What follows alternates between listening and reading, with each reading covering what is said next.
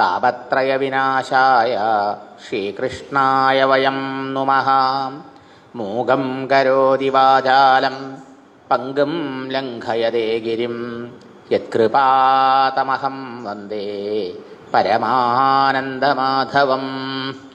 ശ്രീമദ്ഭാഗവതാഖ്യോയം പ്രത്യക്ഷകൃഷ്ണ ഏവ ഹി സ്വീകൃതോऽസി മയാ നാഥ മുക്ത്യർത്ഥം ഭവസാഗരേ. മനോരഥോ മദീയോऽയം സഫലഃ സർവഥാ ത്വയാ നിർവിഘ്നേന കർത്തവ്യാം ദാസോഹം തവ കേശവ. ശുഗരൂപപ്രബോധജ്ഞാം സർവശാസ്ത്രവിശാരദാം ഏതത്കഥാപ്രകാശേന മദജ്ഞാനം വിനാശയാം. വന്ദേ നന്ദൗവ്രജസ്ത്രീണാം പാദരേണുമഭീഷ്ണശാം യാസാം ഹരികഥോൽഗീതം പുനാദിഭുവനത്രയം. നാരായണം നമസ്കൃത്യ നരം ചൈവ നരോത്തമം ദേവീം സരസ്വതീം വ്യാസം തതോ ജയമുദീരയേത്.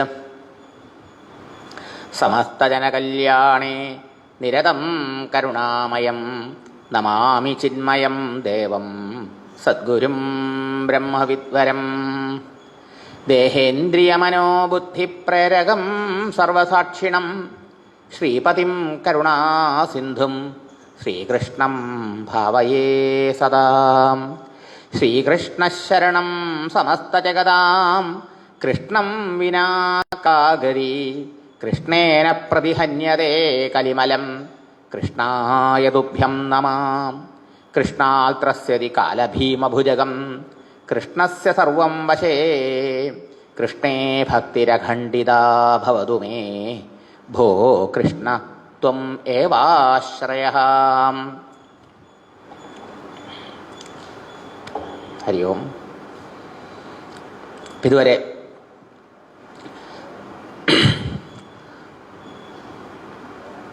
പറഞ്ഞ താല്പര്യം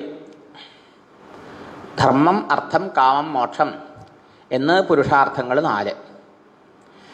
ഇതിനെ എങ്ങനെ മനസ്സിലാക്കണം, എങ്ങനെയാണ് പൊതുവെ ജനങ്ങൾ മനസ്സിലാക്കിയിട്ടുള്ളത് എന്നായിരുന്നു ഇന്നലെ നമ്മൾ കണ്ടത് പ്രധാനമായിട്ട്, അല്ലേ? പൊതുവെ എങ്ങനെയാണ് ആൾക്കാർ മനസ്സിലാക്കിയേക്കണത്?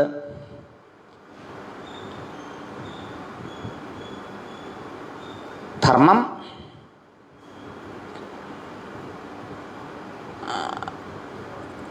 പണം ഉണ്ടാക്കാൻ, അർത്ഥത്തിന് വേണ്ടി, അർത്ഥം കാമത്തിന് വേണ്ടി, ഇന്ദ്രിയ ഭോഗത്തിന് വേണ്ടി.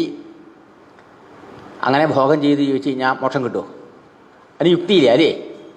ആ ജീവിതത്തിൽ ഒരിക്കലും ആസക്തി, തീയിൽ നെയ്യ് ഒഴിക്കും തോറും അഗ്നി ആളിക്കത്തും പോലെ കത്തല്ലാതെ ഒരിക്കലും കാമത്തിന് അവസാനമില്ല, ആഗ്രഹങ്ങൾക്ക് അവസാനമില്ല. ഒരിക്കലും അത് മോക്ഷത്തിലേക്ക് നയിക്കില്ല. പിന്നെ എങ്ങനെ മരിക്കണം? ധർമാചരണത്തിൻ്റെ പരമപ്രയോജനം ഭഗവാനിൽ ഭക്തി ഉണ്ടാവലാണ്. അത് സാധിച്ചിട്ടില്ലെങ്കിലോ ധർമാചരണം വ്യർത്ഥമാണ്. അത് വെറും ജോലിയാണ്, വെറും ശാരീരിക വ്യായാമം. അതാണ്, അങ്ങനെ അധപ്പതിച്ചു. ബന്ധനത്തിന് കാരണം അജ്ഞാനമാണ്. ശാസ്ത്രത്തിൻ്റെ ആ സംശയമില്ലാത്ത തീരുമാനം. കാരണം ഈ കാണുന്ന പ്രപഞ്ചം ഭഗവാനിൽ നിന്ന് ഭിന്നമല്ല. ഭഗവാനാണ് പ്രപഞ്ചകാരണൻ, ഭഗവാനാണ് സൃഷ്ടിക്ക് മുമ്പ്, ഭഗവാനാണ് സൃഷ്ടി ആയിരിക്കുന്നത്, ഭഗവാൻ തന്നെയാണ് സൃഷ്ടിജാലങ്ങളൊക്കെ പ്രവേശിച്ച് ജീവനായിരിക്കുന്നത്, ഭഗവാനിലേക്ക് തന്നെ ഈ പ്രപഞ്ചം തിരിച്ചു പോകുന്നു. അങ്ങനെ നോക്കുകയാണെങ്കിൽ ഭഗവാനല്ലാതെ രണ്ടാമതൊരു വസ്തുവിന് സാധ്യതയില്ല, സ്കോപ്പില്ല. ഉണ്ടോ? കാരണം തന്നെ കാര്യരൂപത്തിലിരിക്കണം.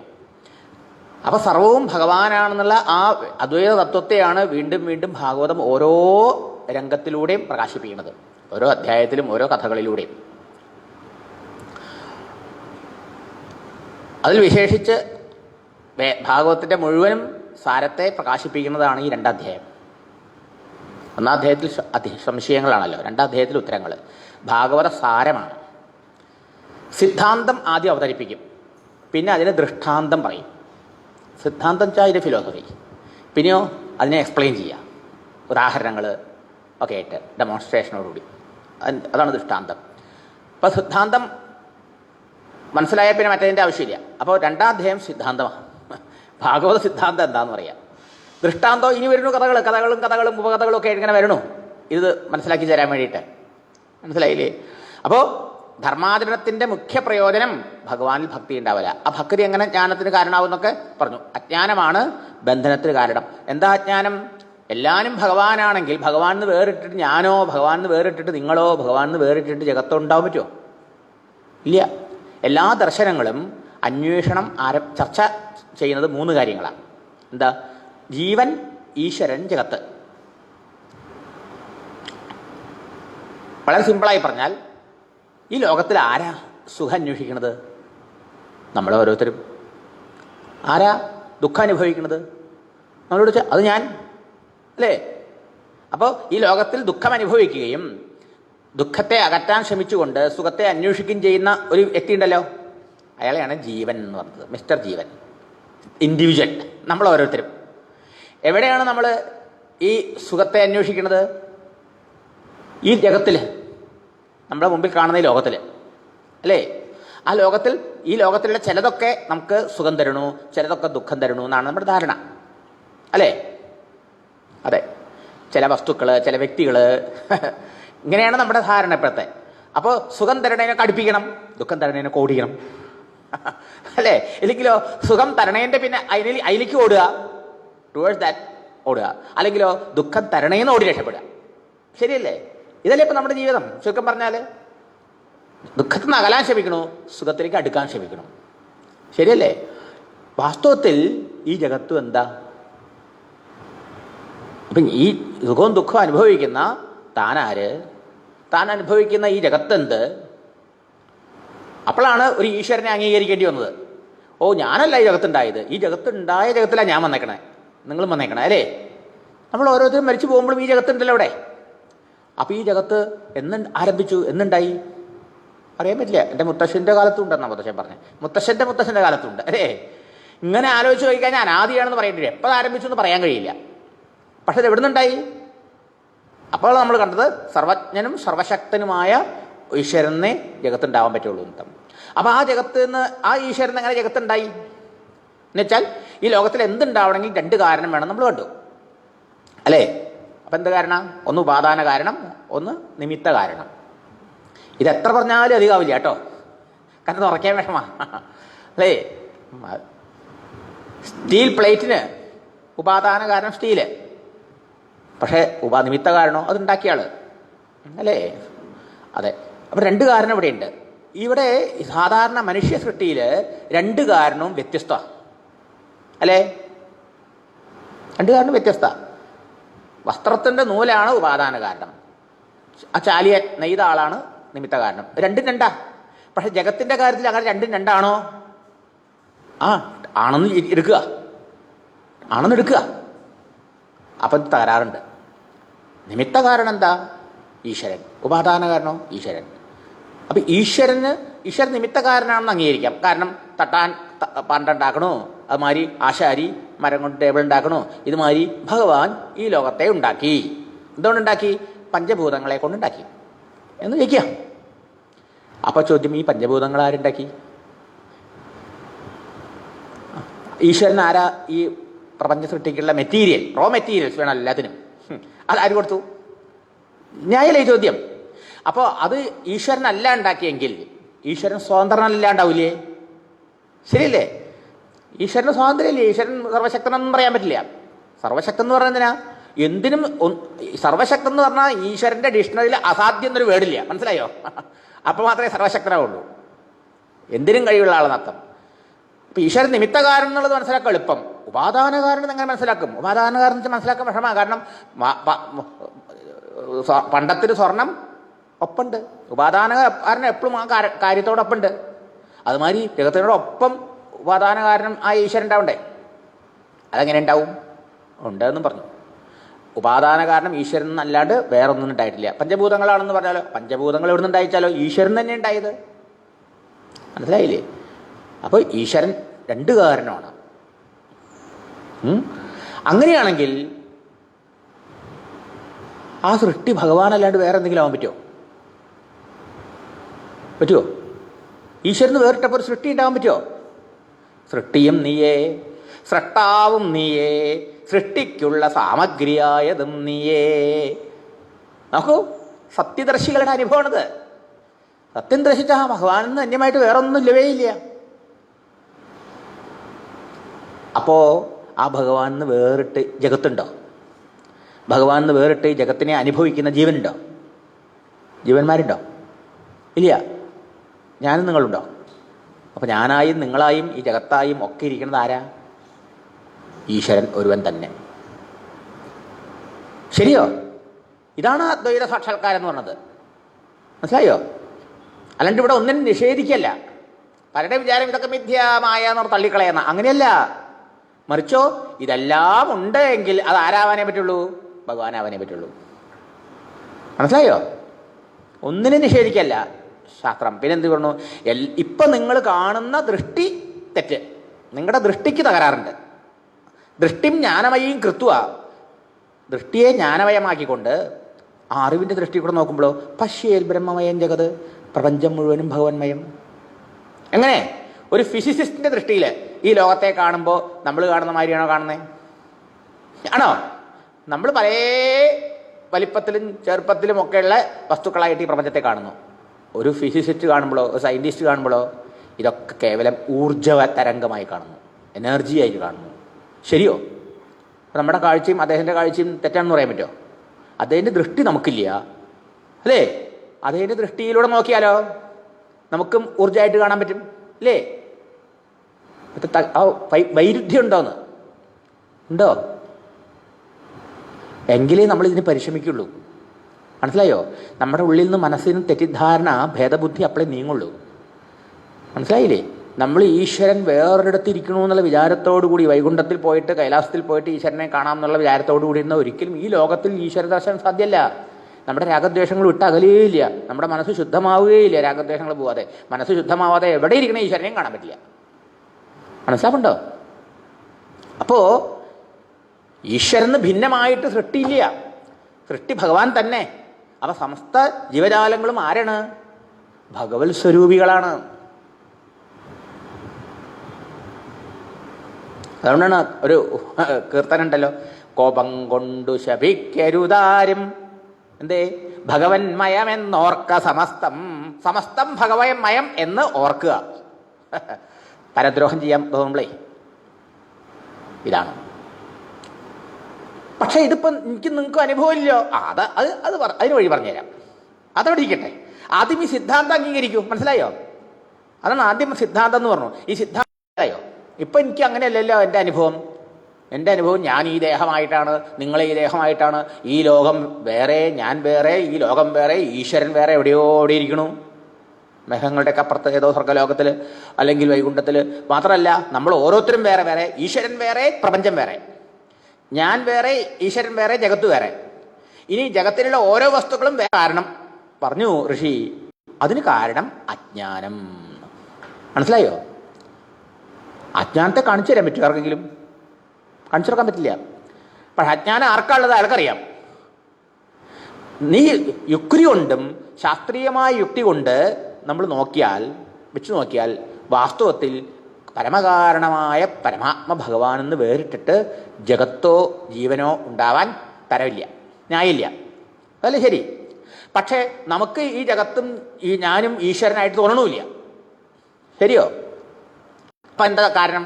അപ്പോൾ ഒരു കാരണമേ ഉള്ളൂ, ഈശ്വരനായിട്ട് നമ്മളെ അറിയാൻ. അപ്പം എങ്ങനെയാണ് ഈശ്വരനായിട്ട് അറിയേണ്ടത്? നാം പല പല ഉദാഹരണങ്ങൾ കണ്ടു. നൂലായി വസ്ത്രത്തെ കാണണം. വസ്ത്രം കാണുമ്പോൾ നൂലിൻ്റെ ബുദ്ധി ഉണ്ടാവണം. സ്വർണ്ണമായിട്ട് പണ്ടത്തെ കാണണം. പണ്ടങ്ങളിൽ സ്വർണ്ണബുദ്ധി വേണം. ശരിയല്ലേ? പ്ലാസ്റ്റിക്കായിട്ട് ചെയറിനെ കാണണം. ചെയറിൽ പ്ലാസ്റ്റിക് ബുദ്ധി വേണം. അല്ലാണ്ട് ചെയർ ബുദ്ധി പാടില്ല. ചെയർ ബുദ്ധി നാമരൂപ. ഇതുമാതിരി പ്രപഞ്ചത്തിൽ ഈശ്വരബുദ്ധി വേണം. പക്ഷേ ഈ നാമരൂപങ്ങളിലാണ് നാം സത്യത്വ ബുദ്ധി വെച്ചേക്കണിപ്പോൾ. അതകരാറ്. താൻ എന്ന് പറഞ്ഞാൽ ഈ നാമരൂപം, ഈ ദേഹം, അല്ലേ? നിങ്ങളെന്ന് പറഞ്ഞാൽ ഈ ദേഹം. ഇങ്ങനെ ഓരോന്നിനും നമ്മൾ കണക്കാക്കിക്കുക. ആ ദർശനം സത്യമല്ല എന്ന്. അങ്ങനെ കാണാൻ കാരണം അജ്ഞത കൊണ്ടാണ്, അല്ലേ? അങ്ങനെയല്ലേ പറയാൻ പറ്റുള്ളൂ. ഈ പണ്ടങ്ങളൊക്കെ കണ്ടിട്ട് ഇതൊക്കെ വേറെ വേറെ വേറെയാണെന്ന് പറയണു. പക്ഷെ സ്വർണ്ണക്കാർ കടക്കാരൻ്റെ വെച്ച് നോക്കൂ. നിങ്ങൾ ഏത് പണ്ടെടുത്താലും വിരോധത്തിൽ ടോട്ടൽ അതിന് തൂക്കിയിട്ട് തലാഹിൽ തൂക്കിയിട്ട് തൂക്കത്തിന് കാശ്. ശരിയല്ലേ? അങ്ങേർക്ക് അതിൻ്റെ ബുദ്ധിയുണ്ട്. ഇതുമാതിരി ഈ ലോകത്തിൽ ഈശ്വരബുദ്ധി ഇല്ലാത്തത് കൊണ്ടാണ് നമുക്ക് എന്തുണ്ടാവണത്? ദുഃഖം ഉണ്ടാവണ ലോകത്തിന് ദുഃഖം ഉണ്ടാവണത്. വാസ്തവത്തിൽ അജ്ഞാനം കൊണ്ടാണ് ഈ ഈശ്വരബുദ്ധി മറയപ്പെട്ടിരിക്കുന്നത്. മനസ്സിലായോ? ആ അജ്ഞാനം ഇപ്പോൾ ഇരുട്ടത്ത് ഒരു വസ്തു കിടക്കണ്ടെങ്കിൽ നമുക്കറിയില്ല, നമ്മൾ പാമ്പാ തെറ്റിദ്ധരിക്കും അല്ലേ? ഭയം ഉണ്ടാവും, ഓടും, വീഴും, അതും ഉണ്ടാവാം. പനി പിടിച്ച് കിടന്നു എന്ന് വരാം അല്ലേ? പക്ഷെ വെളിച്ചം കൊണ്ടുവരുമ്പോഴോ, യഥാർത്ഥ വസ്തുവിനറിയുമ്പോഴോ അതിനെക്കുറിച്ച് തെറ്റിദ്ധാരണ മാറുന്നില്ലേ? ഈ കണക്കെയാണ് നമുക്കും ഇപ്പം പറ്റിയിരിക്കുന്ന ഒരു തെറ്റിദ്ധാരണ എന്നർത്ഥം. ഇതാണ് പറയണേ. അപ്പം അതാണ് അജ്ഞാനം എന്ന് പറഞ്ഞത്. ആ അജ്ഞാനത്തിൻ്റെ നിവർത്തിക്കാൻ ജ്ഞാനമേ സാധിക്കുള്ളൂ എന്നർത്ഥം. ജ്ഞാനം കൊണ്ടേ അജ്ഞാനം നീങ്ങുള്ളൂ. വെളിച്ചം കൊണ്ടല്ലേ ഇരുട്ട് പോവുള്ളൂ, വേറെ ഒന്നും കൊണ്ടും പോവില്ലല്ലോ. അതെ. അപ്പം ഈ അജ്ഞാനം നീങ്ങണമെങ്കിൽ ജ്ഞാനുണ്ടാവണം. ജ്ഞാനെങ്ങനെ ഉണ്ടാവും? ജ്ഞാനുണ്ടാവണമെങ്കിൽ മനസ്സ് ശുദ്ധാവണം. ഇതാണ് സിദ്ധാന്തം. മനസ്സിലായോ? ശുദ്ധമായ മനസ്സിലേ ഈ ജ്ഞാനം, ഈ ബോധ്യം വരുള്ളൂ, ഈ തിരിച്ചറിവുണ്ടാവുള്ളൂ, ഇത് ബോധ്യമാവുള്ളൂ എന്നർത്ഥം. പാത്രം നല്ല വൃത്തിയാക്കി വെച്ചിട്ടില്ലെങ്കിൽ അതിൽ പാലൊഴിച്ച് വെച്ചു, അത് കേട്ടുവന്നു പോലേ ആവും. പാലിന് കുഴപ്പം കൊണ്ടാവണമെന്നില്ല, പാത്രത്തിൻ്റെ കുഴപ്പം കൊണ്ടും പാല് കേടുവരാം, പിരിഞ്ഞു പോവാം അല്ലേ, കെട്ടുപോവാം. ഇതുമാതിരി നമ്മൾ ജ്ഞാനം സ്വീകരിക്കുന്നത് പാത്രം ഏതാ? നമ്മുടെ മനസ്സ് അഥവാ ബുദ്ധി അല്ലേ? അത് ശുദ്ധല്ലെങ്കിൽ ആ ജ്ഞാനം ഉറക്കില്ല, അത് അനുഭവത്തിൽ വരില്ല എന്നർത്ഥം. അതുകൊണ്ട് മനഃശുദ്ധി വളരെ പ്രധാനപ്പെട്ട കാര്യം എന്നർത്ഥം. അപ്പോൾ ഈ മനഃശുദ്ധി എങ്ങനെ ഉണ്ടാവും? ഈ മനഃശുദ്ധി ഉണ്ടാവാൻ വേണ്ടിയിട്ടാണ് മോക്ഷമാണ് ലക്ഷ്യം. മോക്ഷം എന്ന് പറഞ്ഞാൽ എല്ലാം ഈശ്വരമയമായി അനുഭവിക്കില്ല. ആ ലക്ഷ്യത്തിന് വേണ്ടിയിട്ട് മനഃശുദ്ധി ഉണ്ടാവാൻ വേണ്ടിയിട്ടാണ് ധർമ്മത്തെ ആദ്യത്തെ പുരുഷാർത്ഥമായി വെച്ചതെന്ന്. നോക്കട്ടെ, നമ്മൾ ഇതുവരെ ക്ലാസ്സിൽ പഠിച്ചത് തന്നെ നമ്മൾ വേറെ രീതിയിൽ കാണുക. മനസ്സിലായോ? എന്തിനാ? വ്യക്തതയ്ക്ക് വേണ്ടി, ക്ലാരിറ്റിക്ക് വേണ്ടി. ശരിയോ? ഇങ്ങനെ ഇപ്പോൾ ഒരു പഠനം ഇപ്പോൾ എപ്പോൾ കാലത്തുണ്ടാവുമെന്നൊന്നും പറയാൻ പറ്റില്ല. അപ്പോൾ പഠിക്കുമ്പോൾ നമുക്ക് നല്ലോണം പഠിച്ച് മനസ്സിലാക്കിയിട്ട് പോവാം. ശരിയോ? അല്ലെങ്കിൽ കേൾക്കുമ്പോഴേക്കൊക്കെ ശരിയാണെന്ന് തോന്നിയിട്ട് പോകണമല്ലോ. അതാണ്. അതുകൊണ്ട് പറഞ്ഞ ധർമ്മസ്യഹി അപവർഗസ്യ. ധർമ്മത്തിൻ്റെ ലക്ഷ്യം അഥവാ ധർമ്മത്തിൻ്റെ പ്രയോജനം എന്താ? അപവർഗം, ഈശ്വരപ്രാപ്തി, മുക്തി, മോക്ഷം. അതാണ്. അപ്പോൾ ഭഗവത് പ്രാപ്തിയാകുന്ന ഈശ്വര സാക്ഷാത്കാരമാകുന്ന മോക്ഷത്തെ ലക്ഷ്യമാക്കി പറഞ്ഞിട്ടുള്ള ധർമ്മത്തിൻ്റെ പ്രയോജനം നശ്വരമായ അർത്ഥത്തെ ഉണ്ടാക്കലല്ലാന്ന്. അതാണ് നേരത്തെ പറഞ്ഞത്.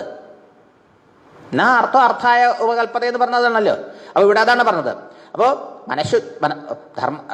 ധർമാചരണം കൊണ്ട് നമുക്ക് മനഃശുദ്ധി ഉണ്ടാവണം. മനസ്സിലായില്ലേ? അപ്പോൾ അത് മോക്ഷത്തിലേക്ക് കാരണമായി തീരും. അർത്ഥത്തിനും കാമത്തിനും വേണ്ടിയാണെങ്കിലോ അത് മനഃശുദ്ധിയല്ല, അശുദ്ധി ഉണ്ടാക്കി തീർക്കുള്ളൂ എന്നർത്ഥം. ഇനി ധർമ്മ ആചരണത്തിന് നമുക്ക് ധനം വേണ്ടി വരും. വേണ്ടേ? ധനം വേണ്ടേ? വേണം. ധാർമ്മിക കാര്യങ്ങൾ ചെയ്യണം, സൽക്കർമ്മങ്ങൾ ചെയ്യണം, പുണ്യാചരണം ചെയ്യണമെങ്കിൽ ധനം വേണം. അതിനാണ് രണ്ടാമത്തെ പുരുഷാർത്ഥമായിട്ട് അർത്ഥത്തെ വെച്ചേക്കണത്. നമുക്ക് ഋഷി പൊട്ടനാ? ഈ ഋഷി പൊട്ടന്മാരാണെന്ന് പറയാൻ പറ്റുമോ? എന്തിനാ അവരിങ്ങനെ വെച്ചത്? ഇനി ശരി, ധർമാചരിക്കണമെങ്കിൽ ധനം ഉണ്ടാവണം, ധനം രണ്ടാമത്തെ പുരുഷാർത്ഥം. പക്ഷെ ഇതിന് പ്രയത്നിക്കണ്ടേ? അതിന് ശരീരം വേണ്ടേ? ഈ ശരീരം സുഖകരമായിട്ട് കിടന്നാൽ പറ്റുമോ? ഒരു വാഹനം മേടിച്ചാൽ അതിന് പെട്രോൾ അടിക്കണ്ടേ ഇടയ്ക്കിടയ്ക്ക്? പിന്നെ ഇടയ്ക്കിടയ്ക്ക് വർക്ക്ഷോപ്പിലൊക്കെ കൊണ്ടുപോണ്ടേ? അതിൽ ഓയിലൊക്കെ മാറ്റണ്ടേ? അതിനെ വേണ്ട പോലെ പരിപാലിക്കണ്ടേ? വേണ്ടേ? ഇതുപോലെ ഈ ശരീരമോ വാഹനത്തെ വേണം. അപ്പോൾ ശരീരം ധർമ്മസാധനമാണ്. അതുകൊണ്ട് ഈ ശരീരത്തിനെ നിലനിർത്താൻ പലതും ആവശ്യമുണ്ട്. അതുകൊണ്ട് ശരീരം നിലനിർത്താൻ ആവശ്യമുള്ള പദാർത്ഥങ്ങളെ ധർമ്മത്തിന് വിരോധം വരാത്ത വിധത്തിൽ അനുഭവിക്കാൻ നമുക്ക് സാങ്ഷൻ തന്നിരിക്കുക, അനുവാദം തന്നിരിക്കുകയാണ് കാമം എന്ന പുരുഷാർത്ഥം കൊണ്ട്. നോക്കൂ, എനിക്ക് തോന്നുന്നത് ഇപ്പം തോന്നണം എന്താ അറിയോ? ഇപ്പോൾ എത്ര വയസ്സായില്ലേ? ഇതൊക്കെ ഒരു 10 വയസ്സിലൊക്കെ പഠിക്കുന്നതാണ് അല്ലേ? കാര്യങ്ങൾ മനസ്സിലാക്കാറായ ആ പ്രായത്തിൽ പഠിക്കേണ്ടിയിരുന്നു. നേരെ തല നരച്ചിട്ടാണ് പഠിക്കണേ നമ്മൾ അല്ലേ? തോന്നണില്ലേ? നോക്കൂ, ഇതൊക്കെ നമ്മൾ വാസ്തവത്തിൽ നഷ്ടപ്പെട്ടു എന്ന് വേണം പറയാൻ. ഭയങ്കര നഷ്ടമാണ് അതൊക്കെ അത്ര അന്ന് മനസ്സിലാക്കാൻ പറ്റാണ്ട് പോയത്. ഓട്ടെ, അപ്പം ശരീരം നിലനിൽക്കാൻ ആവശ്യമുള്ളത്ര വസ്തുക്കൾ ധർമ്മത്തിന് വിരോധം വരാത്ത രീതിയിൽ അനുഭവിക്കുക. അതാണ് കാമം എന്നുള്ള പുരുഷാർത്ഥം കൊണ്ട് ഉദ്ദേശിച്ചത്. അല്ലാതെ ഇന്ദ്രിയങ്ങളെ പ്രീതിപ്പെടുത്തിക്കൊണ്ടുള്ള ഭോഗമല്ല എന്നർത്ഥം. അങ്ങനെ ജീവിച്ചുകൊണ്ട് എന്താ പ്രയോജനം? അങ്ങനെ ജീവിക്കണം എന്തിനാ? നോക്കൂ, ഭാഗവതം 7 ദിവസം കേട്ടിട്ടും എന്തിനാ ഭാഗവതം കേട്ടത്, എന്താ ഈ ഭാഗവത്തിൽ പറഞ്ഞത്, എന്താ എനിക്ക് ജീവിതത്തിൽ വേണ്ടത് എന്നൊന്നും മനസ്സിലാവാതെ പോയിച്ചാൽ വേണ്ട പോലെ ഭാഗവതം ഉൾക്കൊണ്ടില്ലെന്നല്ലേ. ഭാഗവതം ആദ്യത്തെ ദിവസം ഒന്നാം അധ്യായം മുഴുവൻ ചോദ്യമാണ്. 2ാം അധ്യായമാണ് പഠിക്കുന്നത് നമ്മൾ. 2ാം അധ്യായം തുറക്കുമ്പോൾ തന്നെ പറഞ്ഞെന്താ, ജീവിത ലക്ഷ്യം എന്താണാ, മനുഷ്യ ജീവിതം കൊണ്ട് സാധിക്കേണ്ട ഏറ്റവും വലിയ കാര്യം. തുക്കടൊക്കെ എന്തെങ്കിലുമൊക്കെ നേടാം നമുക്ക്, അല്ലേ, ലൊട്ടിലൊടുക്കൊക്കെ. അതല്ല, പരമപ്രയോജനം എന്താ? പരമപ്രയോജനം തത്വത്തെ അറിയലാണ്, സത്യത്തെ സാക്ഷാത്കരിക്കലാണ്. അതാണല്ലോ നമ്മൾ പറഞ്ഞു തുടങ്ങിയത്. എന്താ സത്യം?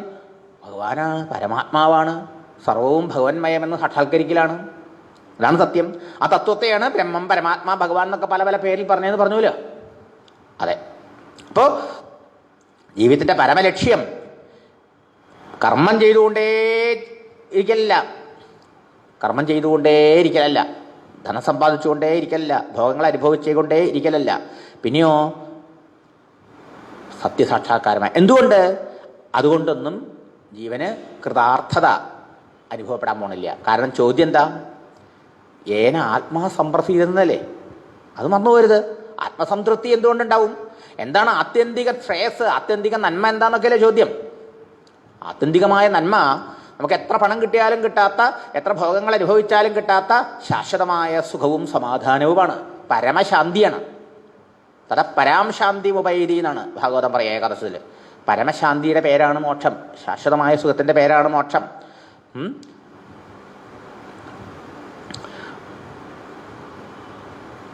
അതുകൊണ്ട് ഇതാണ് നമ്മൾ ഇന്നലത്തെ ക്ലാസ്സിൽ പറഞ്ഞത്.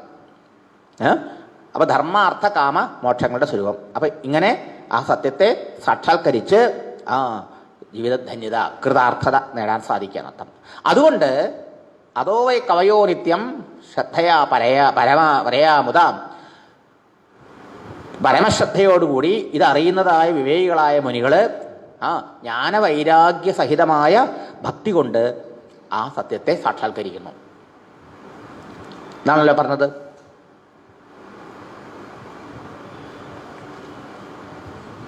അത് നമ്മൾ എന്ത് ചെയ്യണം? തസ്മാത് ഏകേന മനസ്സാ, ഏകാഗ്ര മനസ്സോടുകൂടി ഭഗവാന്റെ മഹിമകളെ കേൾക്കുക, കീർത്തിക്കുക, സ്മരിക്കുക, പൂജിക്കുക, ധ്യാനിക്കുക മുതലായ അനുഷ്ഠാനങ്ങൾ ചെയ്യണം. അതുകൊണ്ട് ഭക്തി ഉണ്ടാവും. ഭക്തി കൊണ്ട് മനസ്സിലെ വാസനകളൊക്കെ നശിക്കും. അങ്ങനെ മനസ്സ് ശുദ്ധമായാൽ തത്വം ഗ്രഹിക്കാനുള്ള കഴിവുണ്ടാവും. ഭക്തി വരാൻ സഹായകം ഭഗവാന്റെ കഥകളാണ്. അങ്ങനെ ഭക്തി വളരാൻ സഹായകമായ, മുക്തിക്ക് ഹേതുവായ ശുദ്ധിയെ തരുന്ന, ഭക്തി വളരാൻ സഹായകമായ ഭഗവത് കഥകളിൽ ആർക്കാണ് താല്പര്യം ഉണ്ടാവാണ്ടിരിക്കുക എന്ന്? സ്വാഭാവികമായിട്ട് ഉണ്ടാവേണ്ടതാ ഇത്രയും കേട്ട നിലയ്ക്ക്, അല്ലേ, വിവേകികൾക്ക്. അപ്പോൾ പിന്നെ ചോദ്യം, എങ്ങനെയാണെങ്കിൽ എനിക്ക് എവിടുന്ന് കിട്ടും ഭഗവത് കഥ എന്നാണ്. നമുക്ക് ഇത്രയും കാര്യം മനസ്സിലായത് എങ്ങനെയാ പറയൂ? ഇത്രയും നമുക്ക് മനസ്സിലായെങ്കിൽ അത് കേട്ടതുകൊണ്ടല്ലേ? ശരിയല്ലേ? അപ്പോൾ സത്സംഗമാണ്. അപ്പോൾ മഹാത്മാക്കളെ സേവിച്ചാൽ, മഹാത്മാക്കളുടെ അടുത്ത് പോയാൽ ഭഗവത് കഥകൾ കേൾക്കാൻ അവസരം ഉണ്ടാവും. ഭഗവാനെക്കുറിച്ച് നിരന്തരം സ്മരിച്ചുകൊണ്ട് ഭഗവത് വിഷയങ്ങളെ മാത്രം പറഞ്ഞുകൊണ്ടും ചിന്തിച്ചുകൊണ്ടും ഇരിക്കുന്നവരാണ് മഹാത്മാക്കൾ.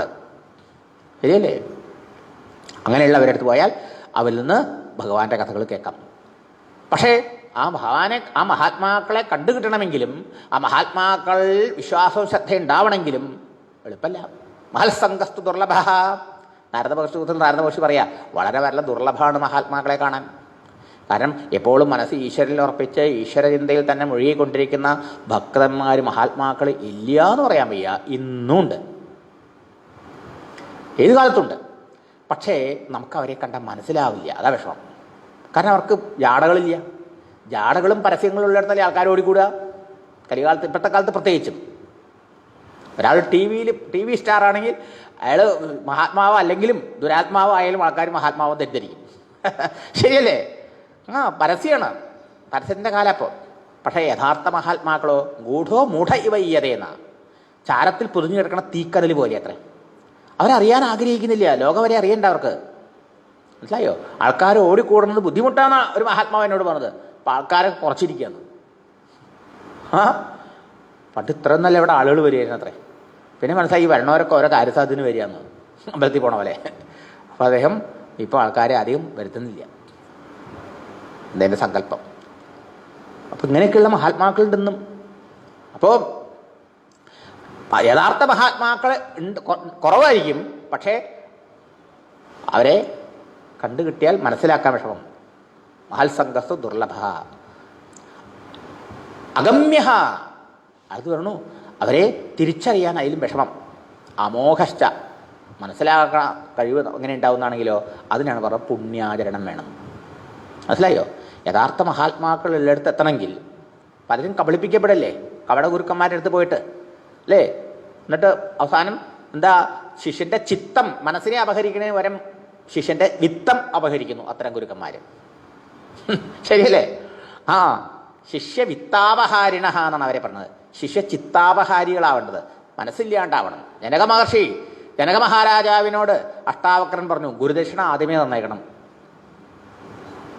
അപ്പോൾ അദ്ദേഹം വിചാരിച്ചത് എന്താ പല സ്വർണ്ണ കോയിനൊക്കെ ആയിരിക്കുന്നത്. അല്ലല്ല, കുതിരയുടെ പുറത്ത് ഒരു കാല് കുത്തിയിട്ട് ആ ജയിലിൽ കുത്തിയിട്ട് മറ്റേ കാല് ഉയർത്തുന്നതിന് മുമ്പ് എനിക്ക് ബ്രഹ്മജ്ഞാനം ഉണ്ടാക്കി തരണം എന്ന് പറഞ്ഞു. പറഞ്ഞു തരൊക്കെ ചെയ്യാം, പക്ഷെ ഗുരുദക്ഷിണ ആദ്യം തരുമെന്ന് പറഞ്ഞു. എന്താ ഗുരുദക്ഷിണ? എന്ത് വേണേൽ തരാമെന്ന് പറഞ്ഞു. ആ മനസ്സ്. ആ നിമിഷം അദ്ദേഹം ബ്രഹ്മജ്ഞാനിയായി. മനസ്സിനെ കൊടുത്താൽ കഴിഞ്ഞില്ലേ? മനസ്സിലായില്ലേ? ഇതൊക്കെ ജനകന്റെ കഥയിൽ പറയുന്നത്. അപ്പോൾ ഇവിടെ സൽക്കർമ്മങ്ങൾ ധാരാളം ചെയ്യണം, തീർത്ഥാടനം ചെയ്യണം, ക്ഷേത്രദർശനം ചെയ്യണം, ദാനധർമ്മങ്ങൾ ചെയ്യണം, പരോപകാര പ്രവൃത്തികൾ ചെയ്യണം.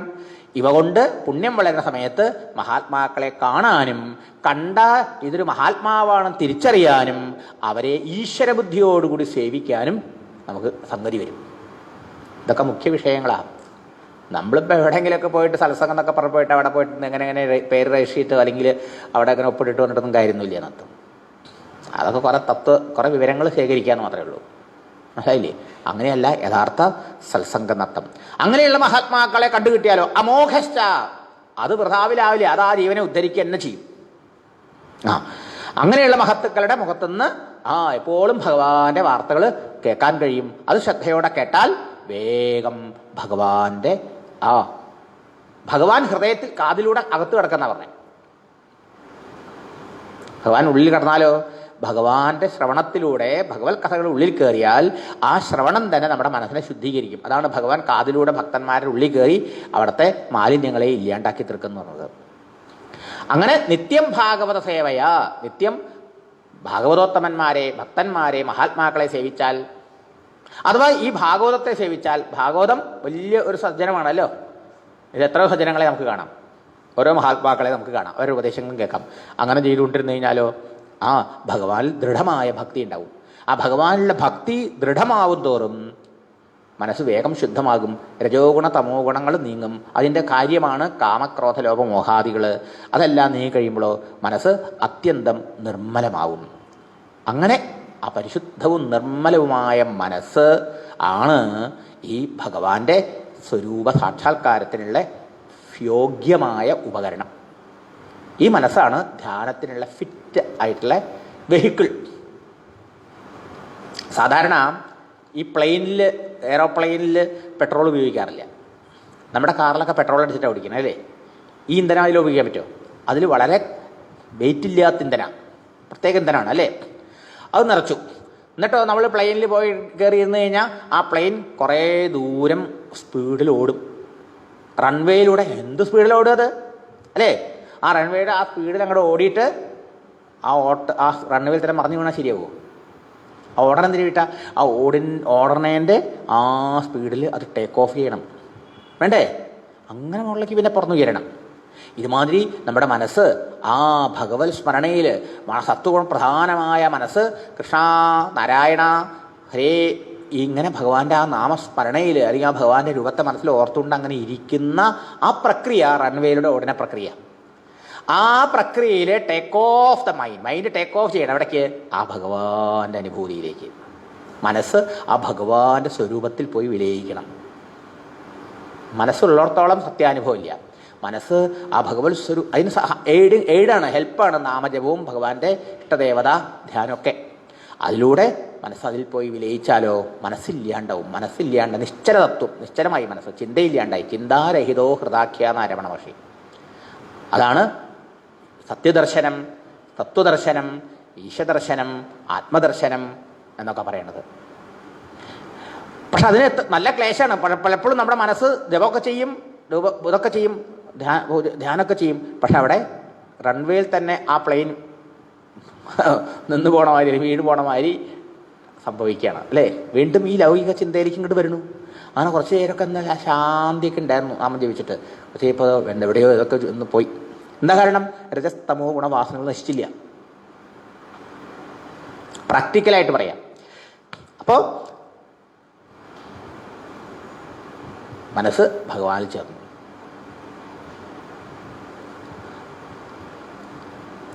അത് സംഭവിച്ചാലോ അങ്ങനെ ശുദ്ധമായ ഹൃദയത്തിൽ ജ്ഞാനം ഉണ്ടായി.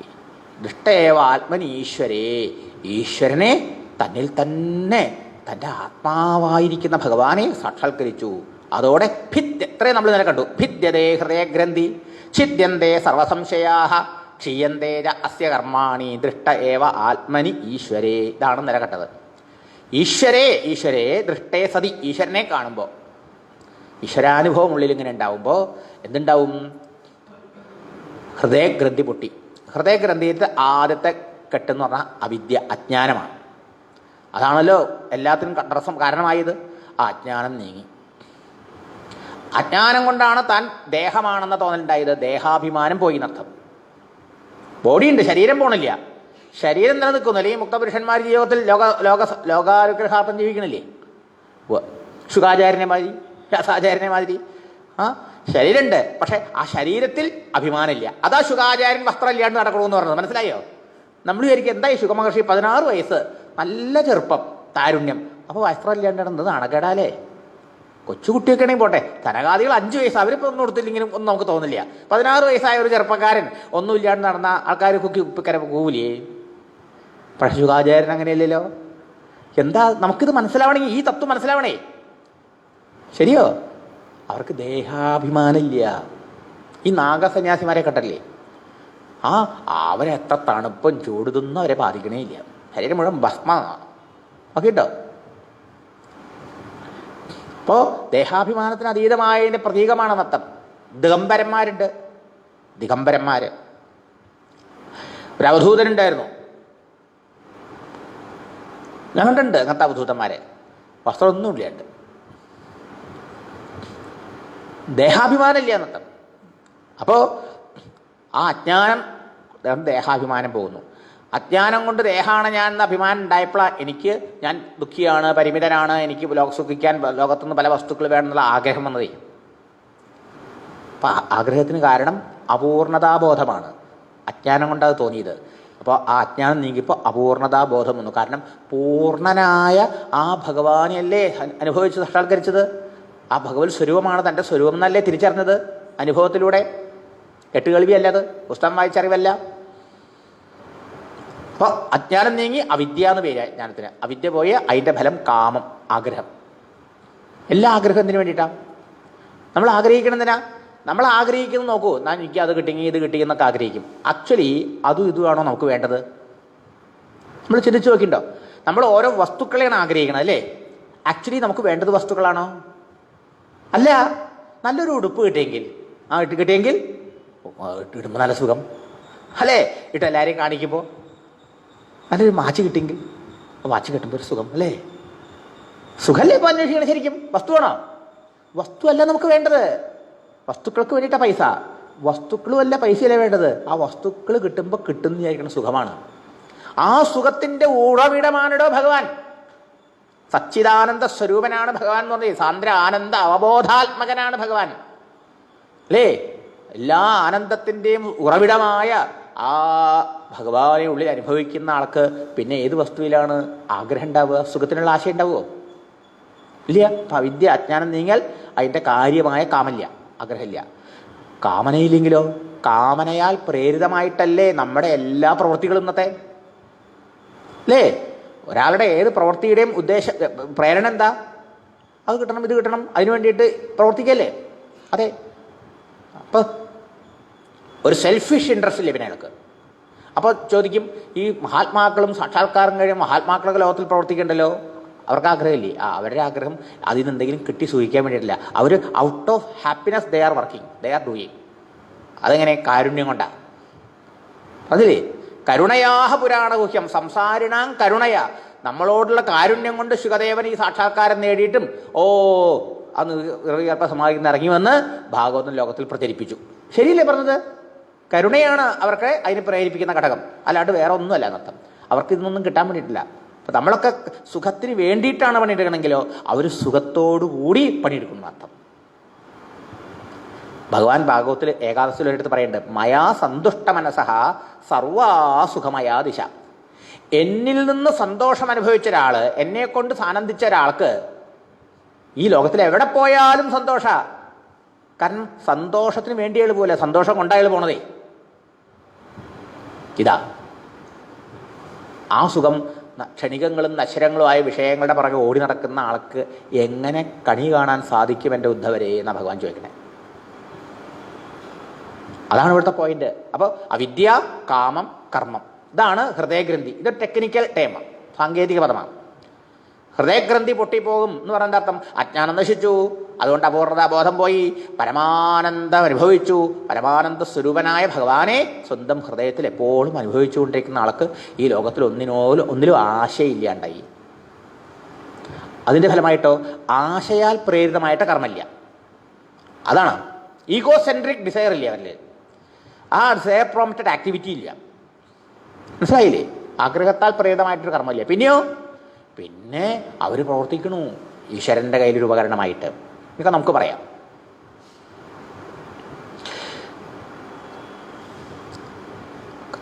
കർമ്മമില്ലെങ്കിലോ കർമ്മവാസന ഉണ്ടാവുമോ? ആ കർമ്മവാസനയാണ് പുതിയ ജന്മത്തിലുള്ള ബീജം, വിത്ത്. അവന് വിത്തില്ലല്ലോ. ഇപ്പം എന്തുകൊണ്ട് നമ്മൾ ജനിക്കേണ്ടി വന്നു? ദുഃഖമെടുത്തതിന് എന്തേ മൂലം കൃഷ്ണ? ദുഃഖമെടുത്തത് ജന്മമൂലം. ജന്മമെടുത്തതിന് എന്തേ മൂലം കൃഷ്ണ? ജന്മമെടുത്തത് കർമ്മമൂലം. നേരത്തെ ചെയ്ത കർമ്മത്തിൻ്റെ വാസനയാണ് നമ്മളെ ഇപ്പോൾ ജനിപ്പിച്ചത്. അപ്പോൾ ഈ വാസനയാണ് വിത്ത്. വാസന നശിച്ചു കഴിഞ്ഞു, ഇല്ലേക്ക് വിത്ത് വരട്ടി കുറച്ച് പയറെടുത്തിട്ട്, അല്ലെങ്കിൽ എന്താ പറയുക, ചെറുപയറോ മറ്റേ പയറെടുത്ത് കടയിലെടുത്തിട്ട് പുഴുങ്ങി അല്ലെങ്കിൽ വറുത്തു നിൽക്കുക, പിന്നെ അത് മുളയ്ക്കുമോ? ഇല്ല. അതുകൊണ്ടാണ് പറഞ്ഞത് ക്ഷീയന്തേ ജാസ്യ കർമാണിന്ന്. അപ്പം ഹൃദയഗ്രന്ഥി വ്യക്തമായല്ലോ. അവിദ്യ, കാമം, കർമ്മം. അജ്ഞാനം, എന്താ അജ്ഞാനം എന്ന് പറഞ്ഞു? എന്തുകൊണ്ട് അതിന് എങ്ങനെയാണ് ആഗ്രഹങ്ങൾ ഉണ്ടാവണം എന്ന് പറഞ്ഞു? അതിന് ആ ആഗ്രഹങ്ങളെ പ്രേരിതമായിട്ടുള്ള കർമ്മങ്ങൾ വീണ്ടും വീണ്ടും കർമ്മവാസനകളെ ഉണ്ടാക്കിയിട്ട് നമുക്ക് ജന്മങ്ങൾക്ക് കാരണമാകും. അതുകൊണ്ടാണ് സാധകന്റെ തലത്തിൽ നമ്മൾ കർമ്മം ചെയ്യുന്ന സമയത്ത് നമുക്ക് ഞാനെന്നുള്ള ഭാവം ഉണ്ടാവും. പക്ഷെ ഭഗവാന്റെ കൈങ്കര്യം ചെയ്യുന്നു, ഭഗവാന്റെ ഭൃത്യൻ, സേവകൻ, നിമിത്തം, ഭഗവാന്റെ നിമിത്തം എന്നൊക്കെയുള്ള ഭാവത്തിൽ ഭഗവാന് വേണ്ടി എന്ന് വിചാരിച്ച് കർമ്മം ചെയ്യുമ്പോൾ അതുകൊണ്ട് പഴയ വാസന തീരും, പുതിയ വാസന ഉണ്ടാവില്ല. അങ്ങനെ മനസ്സിനെ ശുദ്ധീകരിക്കാൻ സാധിക്കും. അങ്ങനെ ശുദ്ധായി ഈ ആത്മാനുഭവം ഉണ്ടാവും, ഭഗവത് അനുഭവം എന്ന് പറഞ്ഞത്.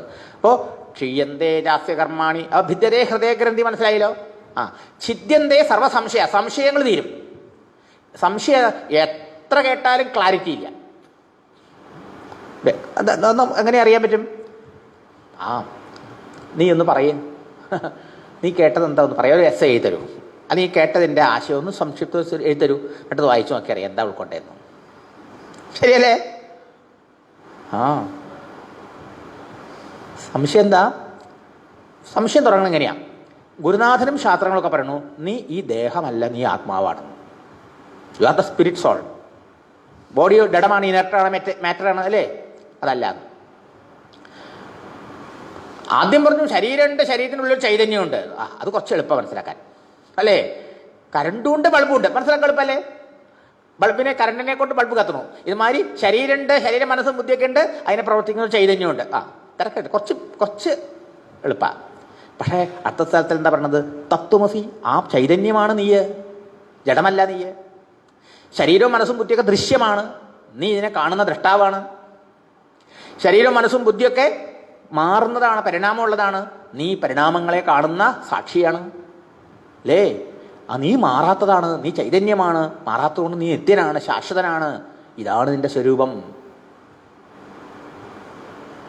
അപ്പം അതൊക്കെ കേട്ട് കഴിയുമ്പോൾ, കേൾക്കുമ്പോഴൊക്കെ ശരിയാ തോന്നുന്നുണ്ട് സ്വാമി, കുറച്ച് നമുക്ക് മറന്നു പോകും കേട്ടോ, അല്ലേ?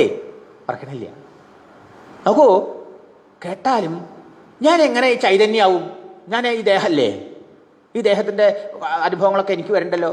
എനിക്ക് സങ്കടം വരണ്ട്, എനിക്ക് സന്തോഷം വരണ്ട്, മനസ്സിൻ്റെ ധർമ്മങ്ങൾ, ദേഹത്തിൻ്റെ ധർമ്മങ്ങൾ, ക്ഷീണമൊക്കെ എനിക്ക് വരണ്ടല്ലോ. അപ്പോൾ ഞാൻ എങ്ങനെ ആത്മാവും? എങ്ങനെ ഞാൻ ശരി? ഈ സംശയം നിൽക്കില്ലേ? എത്ര കേട്ടാലും സംശയം നിൽക്കും. ഏതുവരെ? അനുഭവം വരണവരെ. ഒരു മഹാത്മാവ് ചോദിച്ചു, ഈ സംശയം എന്നാ തീരുക? ഒരു സമയത്ത് സംശയം തീരുള്ളൂ. എന്ത്? ചാവുമ്പോഴല്ല,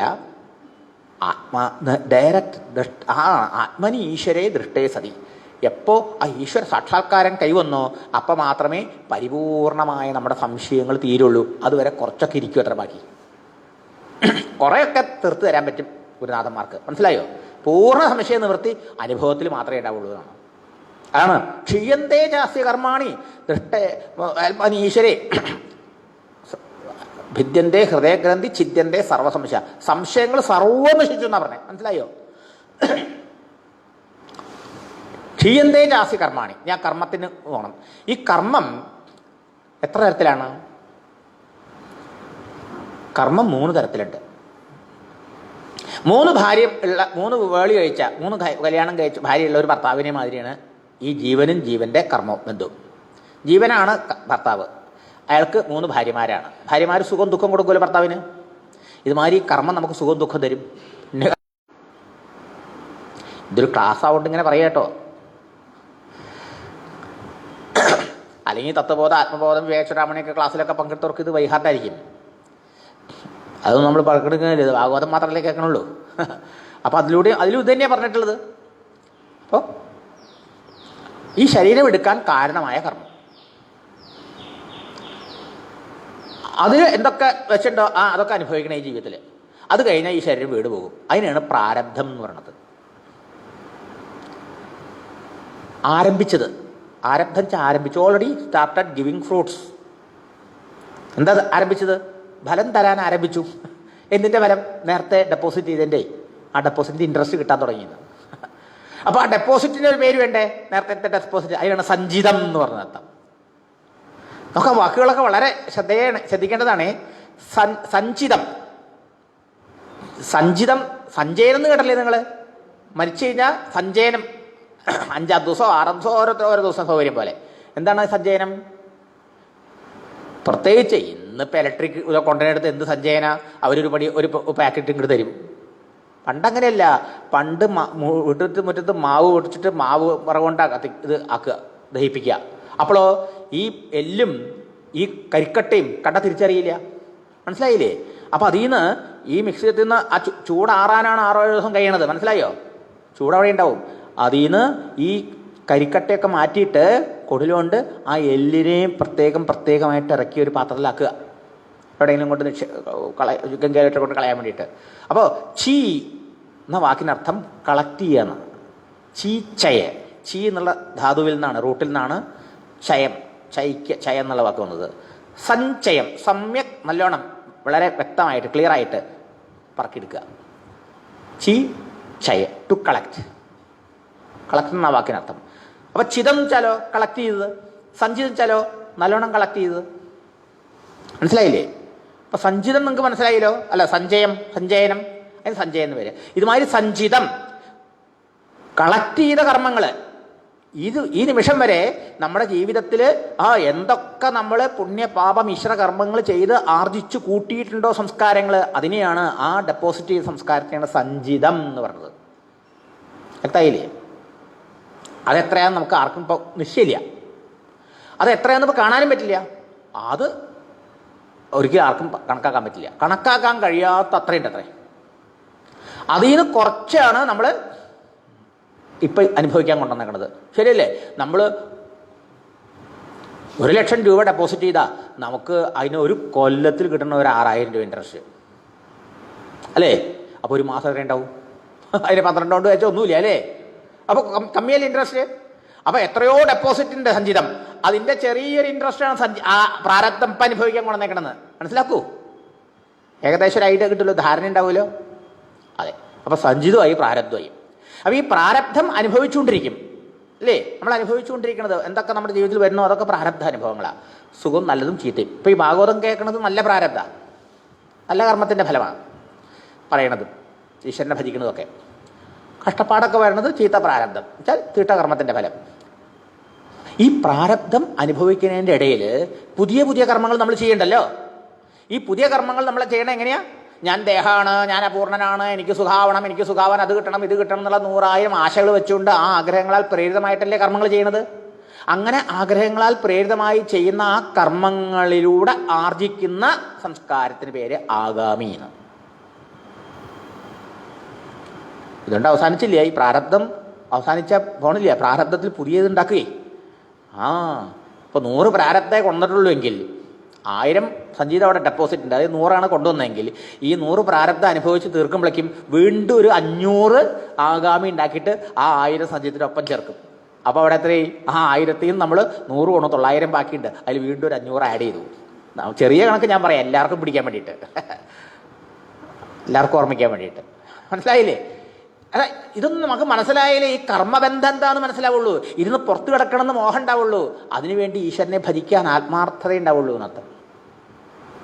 അതാണ് അതിൻ്റെ സീരിയസ്നെസ്, ഗൗരവമൊക്കെ മനസ്സിലാക്കാനാണ്. അപ്പോൾ പ്രാരബ്ധം, ആ പ്രാരബ്ധത്തിൽ ചെയ്യുന്ന കർമ്മങ്ങളിലൂടെ ആർജിക്കുന്ന പുതിയ നമ്മൾ ഈ ആഗാമിക്ക് നല്ല പേരുണ്ട്. നിങ്ങളൊക്കെ ഫ്ലൈറ്റിൽ യാത്ര ചെയ്യേണ്ടറിയാം. അവിടെ കാണാം അറൈവൽ. ആളെ എവിടെയാണ് അറൈവൽ? ട്രെയിൻ ഫ്ലൈറ്റ് വരിക, അവിടെയോ ഡിപ്പാർച്ചർ അല്ലേ? അപ്പം ന്യൂ അറൈവലിനെയാണ് ആഗാമി എന്ന് പറയുന്ന അർത്ഥം. അതിന് തന്നെ ക്രിയമാണം എന്ന് പറയും. പുതുതായിട്ട് ചെയ്തുണ്ടാക്കണത്, പ്രാരബ്ധം കൊണ്ട് ചെയ്ത് സൃഷ്ടിക്കുന്നത്. അപ്പോൾ ആഗാമി കർമ്മം. അപ്പം എത്ര വിധത്തിലുണ്ട് കർമ്മം? സഞ്ചിതം, ഡെപ്പോസിറ്റ് ആർജിച്ച് കൂട്ടിയത് അനേക കാലങ്ങളിൽ, അതിൽ നിന്ന് കുറച്ച് അനുഭവിക്കാൻ ഇപ്പോൾ എടുത്തുകൊണ്ടുവന്നത് പ്രാരബ്ധം. ആ പ്രാരബ്ധത്തിൽ പുതുതായി ഉണ്ടാക്കി സഞ്ചിതത്തിൽ ചേർക്കുന്ന ആഗാമി. അത് 3 ആയില്ലേ? ഈ 3 തരത്തിലുള്ള കർമ്മങ്ങളുണ്ട്. ഇതാണ് 3 ഭാര്യ എന്ന് പറഞ്ഞത്. ഈ 3 കർമ്മവും ആരുടെ അക്കൗണ്ടിലാണ്? ഈ ഡെപ്പോസിറ്റിന് ഒരാൾ വേണമല്ലോ. നമ്മുടെ പേരിൽ ഡെപ്പോസിറ്റ് നമ്മൾ വേറൊരാളെ നോമിനി കൊടുത്തില്ലെങ്കിലോ, ചത്തുപോയി കഴിഞ്ഞാൽ ആർക്ക് കിട്ടും? അത് ഗവൺമെൻറ്റിന് പോകില്ലേ? ശരിയല്ലേ? നോമിനി വേണ്ടേ? അപ്പോൾ ആരുടെ പേരിലാണ് ഈ 3 കർമ്മവും? നോക്കൂ, അജ്ഞാനം കൊണ്ട് ശരീരമാണ് ഞാനെന്ന് തെറ്റിദ്ധരിച്ച ജീവനാണ് ഈ ഡെപ്പോസിറ്റർ. അയാളുടെ പേരിലെ അക്കൗണ്ട്. മിസ്റ്റർ ജീവനാണ് ഡെപ്പോസിറ്റ് ഇരിക്കണം. മിസ്റ്റർ ജീവൻ്റെ അക്കൗണ്ടിലാണ് ഈ 3 കർമ്മം അല്ലേ? ഈ ജീവനാണ് ഞാൻ തോന്നൽ എന്തുകൊണ്ടാണ്? മനോബുദ്ധികളിൽ ഞാനെന്ന താതാത്മ്യമാണല്ലോ ജീവഭാവത്തിന് കാരണം. അതിൻ്റെ പരിമിതിയൊക്കെ എൻ്റെന്ന് വിചാരിക്കാൻ കാരണം അതാണ് അജ്ഞാനം എന്ന് പറയുന്നത്. ഇപ്പോൾ ഇവിടെ എന്തായി? കർമാചരണം കൊണ്ട് മനഃശുദ്ധി ഉണ്ടായി, ഭക്തി ഉണ്ടായി, ശുദ്ധി ഉണ്ടായി, ആ ഭഗവാനെ സാക്ഷാത്കരിച്ചു, ആ പരിപൂർണത അനുഭവിച്ചു കഴിയുമ്പോഴോ ജീവൻ്റെ ജീവഭാവം ഇല്ലാണ്ടായി. വാസ്തവത്തിൽ ജീവൻ ഈശ്വരന് വേറിട്ടില്ല എന്ന് നേരത്തെ കണ്ടു നമ്മൾ. ജീവന് ഈശ്വരന് ജഗത്തും 3ആവാൻ തരമില്ല, ഒന്നാണ്. അത് തിരിച്ചറിഞ്ഞു. അജ്ഞാനം കൊണ്ട് വേറെ ഞാൻ തോന്നിയത് അജ്ഞാനം കൊണ്ട് ഇല്ലാണ്ടായി. അപ്പം എന്തായി? ജീവഭാവം ഇല്ലാണ്ടായി, ജീവൻ ഇല്ലാണ്ടായി, ജീവൻ മുക്തനായി. അതാണ് ജീവൻ മുക്തൻ എന്ന കോൺസെപ്റ്റ്. ജീവൻ മുക്തി. ജീവൻ മുക്തി വിവേകം എന്നൊരു ഗ്രന്ഥം തന്നെയുണ്ട് വിദ്യാരണ്യ സ്വാമികളുടെ. മഹാന്മാരെ എത്രയാണ് നമുക്ക് തന്നേക്കണത് ഗ്രന്ഥങ്ങൾ. അപ്പോൾ ജീവൻ മുക്തി.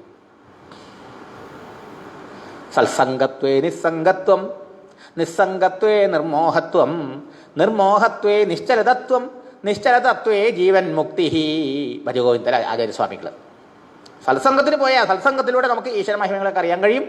അവസാനം നശ്വര വസ്തുക്കളുടെ ആസക്തിയും ശാശ്വതമായ ഭഗവാനോട് പ്രേമം വരും. അപ്പോൾ നിസ്സംഗത വരും. ഭക്തി കൊണ്ട് വിരക്തിയും വരും. അതിലൂടെയോ ഞാനുണ്ടാവും. മനസ്സ് ആ ആനന്ദസ്വരൂപനായ ഭഗവാനോട് ചേർന്ന് നിശ്ചലമാവും. ചിന്ത ഇല്ല, കടങ്ങും. അപ്പം എന്തായി? ജീവൻ മുക്തി. അപ്പം ജീവൻ മുക്തനായാൽ പിന്നെ ജീവനില്ല. അപ്പം പിന്നെ ഈ കർമ്മം ആർക്ക് പോവും? ഈ ഭർത്താവ് മരിച്ചു, 3 ഭാര്യമാരാണല്ലോ. 3 ഭാര്യമാർ ഒരിടത്തുണ്ടാവും എന്ന് വയ്ക്കാൻ വയ്യല്ലോ. എന്നാൽ പിന്നെ അവിടെ സ്വസ്ഥത ഉണ്ടാവില്ല. അപ്പോൾ 3 ഇടത്തായിരിക്കും ഉണ്ടാവുക, അങ്ങനെയുള്ളവർക്ക് തന്നെ. അപ്പോൾ ഇയാൾ മരിച്ചു, ഇയാൾ എവിടെയെങ്കിലും വെച്ച് ഒരിടത്തും വെച്ച് മരിച്ചു. ആരാ ഫസ്റ്റ് വിധവയാവുക? ഏത് ഭാര്യ? 3 ഭാര്യമാരുള്ള ഭർത്താവാണ്. ഈ ഭർത്താവ് മരിച്ച ഈ 3 ഭാര്യമാരിൽ ആർക്കാണ് വൈധവ്യം സംഭവിക്കുക? നമുക്ക് മനസ്സിലാക്കാൻ വേണ്ടി പറയാ, 3 ആൾക്കും അറ്റ് എ ടൈം അല്ലേ? അറിയുന്ന നിമിഷം വിധവയില്ലേ? വൈധവ്യം വന്നു. എന്ന് പറഞ്ഞാൽ ഈ കർമ്മത്തെ അനുഭവിക്കാൻ ഇനി ആളില്ല എന്ന്. സഞ്ചിതം ഒറ്റടിക്ക് പോയി. ആരും അനുഭവിക്കാൻ ആരുടെ കൗണ്ടർ ഇയാളില്ലാണ്ടായി. ആഗാമിയോ പിന്നെ ഇല്ല. പ്രാരബ്ധമില്ലേ? ആർക്കാ പിന്നെ പ്രാരബ്ധം? ജീവൻ ഉണ്ടെങ്കിൽ പ്രാരബ്ധമുണ്ട്. ജീവൻ മുക്തനായി കഴിഞ്ഞാൽ പിന്നെ ജീവൻ മുക്തന് പ്രാരബ്ധം എന്ന് പറയാൻ പറ്റുമോ? പറ്റില്ല. സാധാരണക്കാരനെ സമാധാനിപ്പിക്കാൻ വേണ്ടി ഒരിടത്ത് ആചാര്യസ്വാമികൾ പ്രാരബ്ധത്തെ അംഗീകരിക്കും. പക്ഷേ പിന്നെടുത്ത് പറയും പ്രാരബ്ധമവി കൽപ്പന. ജീവൻ മുക്തൻ ഭഗവത് സ്വരൂപിയ, അവർക്ക് പ്രാരബ്ധങ്ങളില്ല. പിന്നെ അവരുടെ ശരീരം പ്രവർത്തിക്കുന്നതോ അത് ഈശ്വരേച്ഛ. മനസ്സിലായോ? അവരില്ല. ഗുരുദേവൻ പറഞ്ഞു കേട്ടല്ലേ, ആ പഴയ ബാലകൃഷ്ണൻ ഇല്ല. ബാലകൃഷ്ണ മേനൻ മരിച്ചു. മനസ്സിലായോ? സ്വാമി ഒരിക്കൽ തൃശ്ശൂർ തെക്കൻകാട് മൈതാനത്തിൽ യജ്ഞത്തിന് വന്നു. ആ സമയത്ത് ധാരാളം ആൾക്കാർ ഓടിക്കൂടി. സ്വാമിയുടെ ഒപ്പം പഠിച്ചവര്, സ്വാമിയുടെ നാട്ടുകാര്, വീട്ടുകാര്, അല്ലേ? നമ്മുടെ ബാലനെ അപ്പോൾ സ്വാമി വന്നിരിക്കുക. നല്ല ഇംഗ്ലീഷിൽ പറയേണ്ടതൊക്കെ കേൾക്കാൻ പോവാ. ബാലനെ കാണാൻ വന്നതാ. അപ്പോൾ സ്വാമി നിങ്ങൾ പല ആൾക്കാർ ആ പഴയ ബാലനെ കാണാൻ വന്നതാവും. ആ ബാലൻ ഈസ് നോ മോർ എന്ന് പറഞ്ഞാൽ നമുക്ക് മനസ്സിലാവോ? സാധാരണക്കാരന് മനസ്സിലാവില്ല. ഈ ശാസ്ത്രത്തിന്റെ ദൃഷ്ടി കൂടെ പഠിച്ചാൽ മനസ്സിലാവും. സ്വാമി പറഞ്ഞ ഏത് തലത്തിലാ? മനസ്സിലായോ? ആ അജ്ഞാനിയായ ബാലൻ മരിച്ചു. പുതിയൊരു ജന്മമാണിത്. മനസ്സിലായില്ലേ? പിന്നെ ഈശ്വരൻ്റെ കയ്യിൽ ഉപകരണമായിട്ട് പ്രവർത്തിക്കണം മഹാന്മാര്. മനസ്സിലായോ? പിന്നെ നമ്മുടെ ദൃഷ്ടിയിൽ എന്തുകൊണ്ടാണ് ശരീരത്തിന് സുഖേട് വരണു എന്നൊക്കെ ചോദിച്ചാൽ നമുക്ക് അത് ജീവൻ മുക്ത നില നമുക്ക് ചോദിച്ചാൽ അദ്ദേഹത്തിന് ഇത് ബാധകമല്ല. അദ്ദേഹം ഇതിനൊക്കെ ജീവിതം പഠിക്കണം നിങ്ങൾ. അപ്പോൾ മനസ്സിലാവുക എങ്ങനെയാണ് കണ്ടുകൊണ്ടിരുന്നതെന്ന്. ഇതാണ് നമ്മുടെ ലക്ഷ്യം. ഇങ്ങനൊരു അവസ്ഥ ഉണ്ടെന്നെങ്കിൽ മനസ്സിലാക്കുക അല്ലേ? അതാണ് പരമമായ സ്വാതന്ത്ര്യം. അതാണ് കർമ്മവാസനകളൊക്കെ നശിക്കുന്നു. ക്ഷീയന്തേജ അസ്യ കർമാണി എന്ന് പറയുന്നത്. സകല കർമ്മങ്ങളും അങ്ങനെ അവസാനിച്ചു. ദൃഷ്ടേവാത്മനി ഈശ്വരേ അതോ വൈ കവയോ നിത്യം ഭക്തിം പരമയാമുത. അതുകൊണ്ട് അറിവുള്ളതായ വിവേകികള് മനഃശുദ്ധിക്ക് വേണ്ടി എപ്പോഴും ഭഗവാനിൽ ഭക്തിയെ വളർത്തിക്കൊണ്ടിരിക്കുന്നു, ഭഗവാനെ ഭജിച്ചുകൊണ്ടിരിക്കുന്നു, ഭഗവാനെ നാമം ജപിച്ചും കീർത്തിച്ചും ഭഗവത് മഹിമകളെ പാടിയും കേട്ടും സ്മരിച്ചും ഏതെല്ലാം തരത്തിലായി ആ ഭഗവത് സ്മരണ സാധിക്കുമോ, ആ ഭക്തി വളർത്താൻ സാധിക്കുമോ അത് അവർ ചെയ്തുകൊണ്ടിരിക്കണു എന്ന് പറഞ്ഞു. നോക്കൂ, ഇത്രയും നമ്മൾ കഥ ഇതുവരെ. ശരിയോ? ഇനി ഒരു പുതിയ ടോപ്പിക്കാണ് പറയാൻ പോണത്. അതുകൊണ്ടാണ് ഇത്രയൊക്കെ മുഖവരെ പറഞ്ഞത്. മനസ്സിലായോ? അപ്പോൾ ചോദ്യം, വാസുദേവേ ഭഗവതി കുർവന്തി ആത്മപ്രസാദിനിയും. ആത്മപ്രസാദത്തെ, മനഃശുദ്ധിയെ തരുന്ന ഭക്തിയെ വാസുദേവനിൽ ചെയ്തുകൊണ്ടിരിക്കണു. എന്തുകൊണ്ട് വാസുദേവനിൽ ചെയ്യുന്നു, വേറൊരു ആൾ ചെയ്യുന്നില്ല എന്ന ചോദ്യം. ഇനി പരീക്ഷത്ത് മഹാരാജാവ് സൗനകാദി മഹർഷിമാർ ചോദിച്ച വേറൊരു ചോദ്യം എന്താ? സൃഷ്ടിയെക്കുറിച്ചിട്ടാണ് അല്ലേ? എങ്ങനെയാണ് ഭഗവാന്റെ ഈ സൃഷ്ടിയാദി ലീലകൾ, ഭഗവാന്റെ അവതാര ലീലകളെക്കുറിച്ച് ചോദിച്ചു. അപ്പോൾ ഇനി അതിനെക്കുറിച്ച് പറയാൻ പോവുക. അതിനുള്ള പുറപ്പാടാണ് 23-ാമത്തെ ശ്ലോകം. സത്വം രജസ്തമൈരി പ്രകൃതേർഗുണാസ്തൈഹി യുക്തഃ പരഃ പുരുഷ ഏക ഇഹാസ്യധത്തേ സ്ഥിത്യാദയേ ഹരിവിരിഞ്ചി ഹരേരി സപ്നാഃ ശ്രേയാംസി തത്ര ഖലു സത്വതനോ നൃണാം സ്യുഃ. എന്തുകൊണ്ടാണ് വാസുദേവ ഭജനം, ഹരിഭജനം ഇത്രയും പ്രധാനമായി പറഞ്ഞത്? അതിന് കാരണമാണ് ഇവിടെ പറയണത്. എന്തുകൊണ്ട് ഭഗവാനെ ഭജിക്കണം എന്ന് പറഞ്ഞു? സത്വഗുണം വളരേണ്ടതുകൊണ്ട്. ഇവിടെ പറയണു സത്വം രജസ്തമ ഇരി പ്രകൃതേഹ ഗുണാഹ. സത്വം രജസ് തമസ് എന്ന് 3 ഗുണങ്ങൾ പ്രകൃതിക്കുണ്ട്. പ്രകൃതേഹ ഗുണാഹ, പ്രകൃതിയുടെ ഗുണങ്ങളാണ് സത്വം രജസ് തമസ്. അല്ലെങ്കിൽ പ്രകൃതി എന്ന് പറഞ്ഞാൽ ത്രിഗുണാത്മികയാണ്. ഏതൊക്കെയാ ഗുണം? സാത്വികം രാജസ താമസ ഗുണങ്ങൾ. മനസ്സിലായില്ലേ? തൈഹി യുക്ത, ആ 3 ഗുണങ്ങളോട് കൂടിച്ചേർന്ന പരപുരുഷ ഏക, ആ പരമപുരുഷനായ ഭഗവാൻ ഏകനെ തന്നെ 3 പേരിൽ വിളിക്കുന്നു, അറിയപ്പെടുന്നു. അല്ലെങ്കിൽ പരമപുരുഷനായ ഭഗവാൻ തന്നെ ഈ 3 ഗുണങ്ങളിലൂടെ 3 പേരുകളിൽ അറിയപ്പെടുന്നു. ആ പുരുഷൻ ധത്തെ ഇഹ, ഇവിടെ ധരിക്കുന്നു. ഹരി വിരിഞ്ചി ഹരേരി സംജ്ഞ. ഹരി ഹരൻ, വിരിഞ്ചി. ഹരി വിഷ്ണു, ഹരൻ ഹരിക്കുന്നവൻ ശിവൻ, വിരിഞ്ചി ബ്രഹ്മാവ്. എന്ത്? പ്രകൃതിക്ക് 3 ഗുണങ്ങളുണ്ട്. ആ ഭഗവാന്റെ പ്രകൃതിയുടെ 3 ഗുണങ്ങളോടുകൂടി ചേർന്ന് ആ പരമാത്മാവായ ഭഗവാൻ തന്നെ ബ്രഹ്മാവ്, വിഷ്ണു, ശിവൻ എന്ന 3 പേരുകളിൽ അറിയപ്പെടുന്നു. ഈ 3 പേരിൽ വിളിക്കുന്ന ആളാരാ? നേരത്തെ പറഞ്ഞു 3 പേരിൽ വിളിക്കുന്നു തത്വത്തെ. എന്ത്? ബ്രഹ്മം, പരമാത്മാ, ഭഗവാൻ അല്ലേ? ഇതുമാതിരി ബ്രഹ്മാവ്, വിഷ്ണു, ശിവൻ എന്ന് വിളിക്കുന്നു. ആരെ വിളിക്കണേ? ആ പരമപുരുഷൻ തന്നെ, ആ ഈശ്വരൻ തന്നെ. എന്താ പിന്നെ 3 പേര് പറഞ്ഞത്? അവരെ 3 പേരുടെയും വേഷം വേറെയാണ്. ഒരാളെടുത്തത് വെളുത്ത ഉടുപ്പ, ഒരാളെടുത്തത് ചുവപ്പ് ഉടുപ്പ, ഒരാൾ ധരിച്ച് കറുത്ത ഉടുപ്പ. സത്വഗുണത്തിൻ്റെ വെളുപ്പ നിറം നമുക്ക് മനസ്സിലാക്കാൻ പറയുകയാണേ. നാടകത്തിൽ ഒരാൾ പല വേഷം കെട്ടി വരില്ലേ? പല റോൾ അഭിനയിക്കില്ലേ? ഇതുമാതിരി ഭഗവാൻ 3 റോൾ അഭിനയിച്ചു. സിനിമയിലല്ലേ ഈ ഒരേ നടന്മാർ അനേക റോൾ അഭിനയിക്കണം നമ്മൾ കണ്ടിട്ടുള്ളത്. ഈ സിനിമാ സംവിധായകന്മാർക്ക് ഈ ഐഡിയ, ഈ കോൺസെപ്റ്റ് എവിടെ നിന്നാണ് കിട്ടിയത്? ഇവരുടെ ഒറിജിനലല്ല, ഇത് ഭഗവാൻ കട്ടതാന്ന്. മനസ്സിലായോ? നോക്കൂ, 1 in many. ആരായത്? ഭഗവാൻ 1 in many ആണ് വിരാട് പുരുഷൻ. 1 in 3, 3 in 1 ചന്ദനത്തിലൊക്കെ കിട്ടുമല്ലോ. ഇതുമാതിരി 3 ആൾക്ക് ആരാരാ? ഒരാളാണ് അർത്ഥം. എന്തിനാ അവിടുന്ന് മിണ്ടാണ്ട് ഒരാളായിരുന്നാൽ പോലെ? എന്തിനാ 3 ആയത്? 1 ഞാൻ 3 എന്ന് സങ്കല്പിച്ചു. 3 ഗുണങ്ങളിലൂടെ അവിടുന്ന് 3 എന്തിനാ വെച്ചാൽ ഓരോ പോർട്ട്ഫോളിയോ ചെയ്യാൻ വേണ്ടിയിട്ടാണ്. സ്ഥിത്യാദയേ, പ്രപഞ്ചത്തിൻ്റെ സൃഷ്ടി, സ്ഥിതി, ലയം, ഈ 3 കാര്യങ്ങൾ ചെയ്യാൻ വേണ്ടിയിട്ടാണ്. നോക്കൂ, ഗവൺമെൻറ് ഫോം ചെയ്യണതിന് മുമ്പ് മന്ത്രിമാരുടെ ആവശ്യമില്ല, വകുപ്പുകളൊന്നുമില്ല അല്ലേ? അതിന് കൈകാര്യം ചെയ്യാൻ ആളില്ല. ഗവൺമെൻറ് ഫോം ചെയ്താലോ, ഇലക്ഷൻ കഴിഞ്ഞാൽ ഉടനെ ഗവൺമെൻറ് ഫോം ചെയ്താലോ ഉടനെ മുഖ്യമന്ത്രിയായി, പിന്നെയോ ഓരോ വകുപ്പ് മന്ത്രിമാരായി. ശരിയല്ലേ? ഇതുപോലെയാണ്. കാരണം പരമാത്മ മാത്രമായിരിക്കുമ്പോൾ പ്രപഞ്ചമില്ലല്ലോ.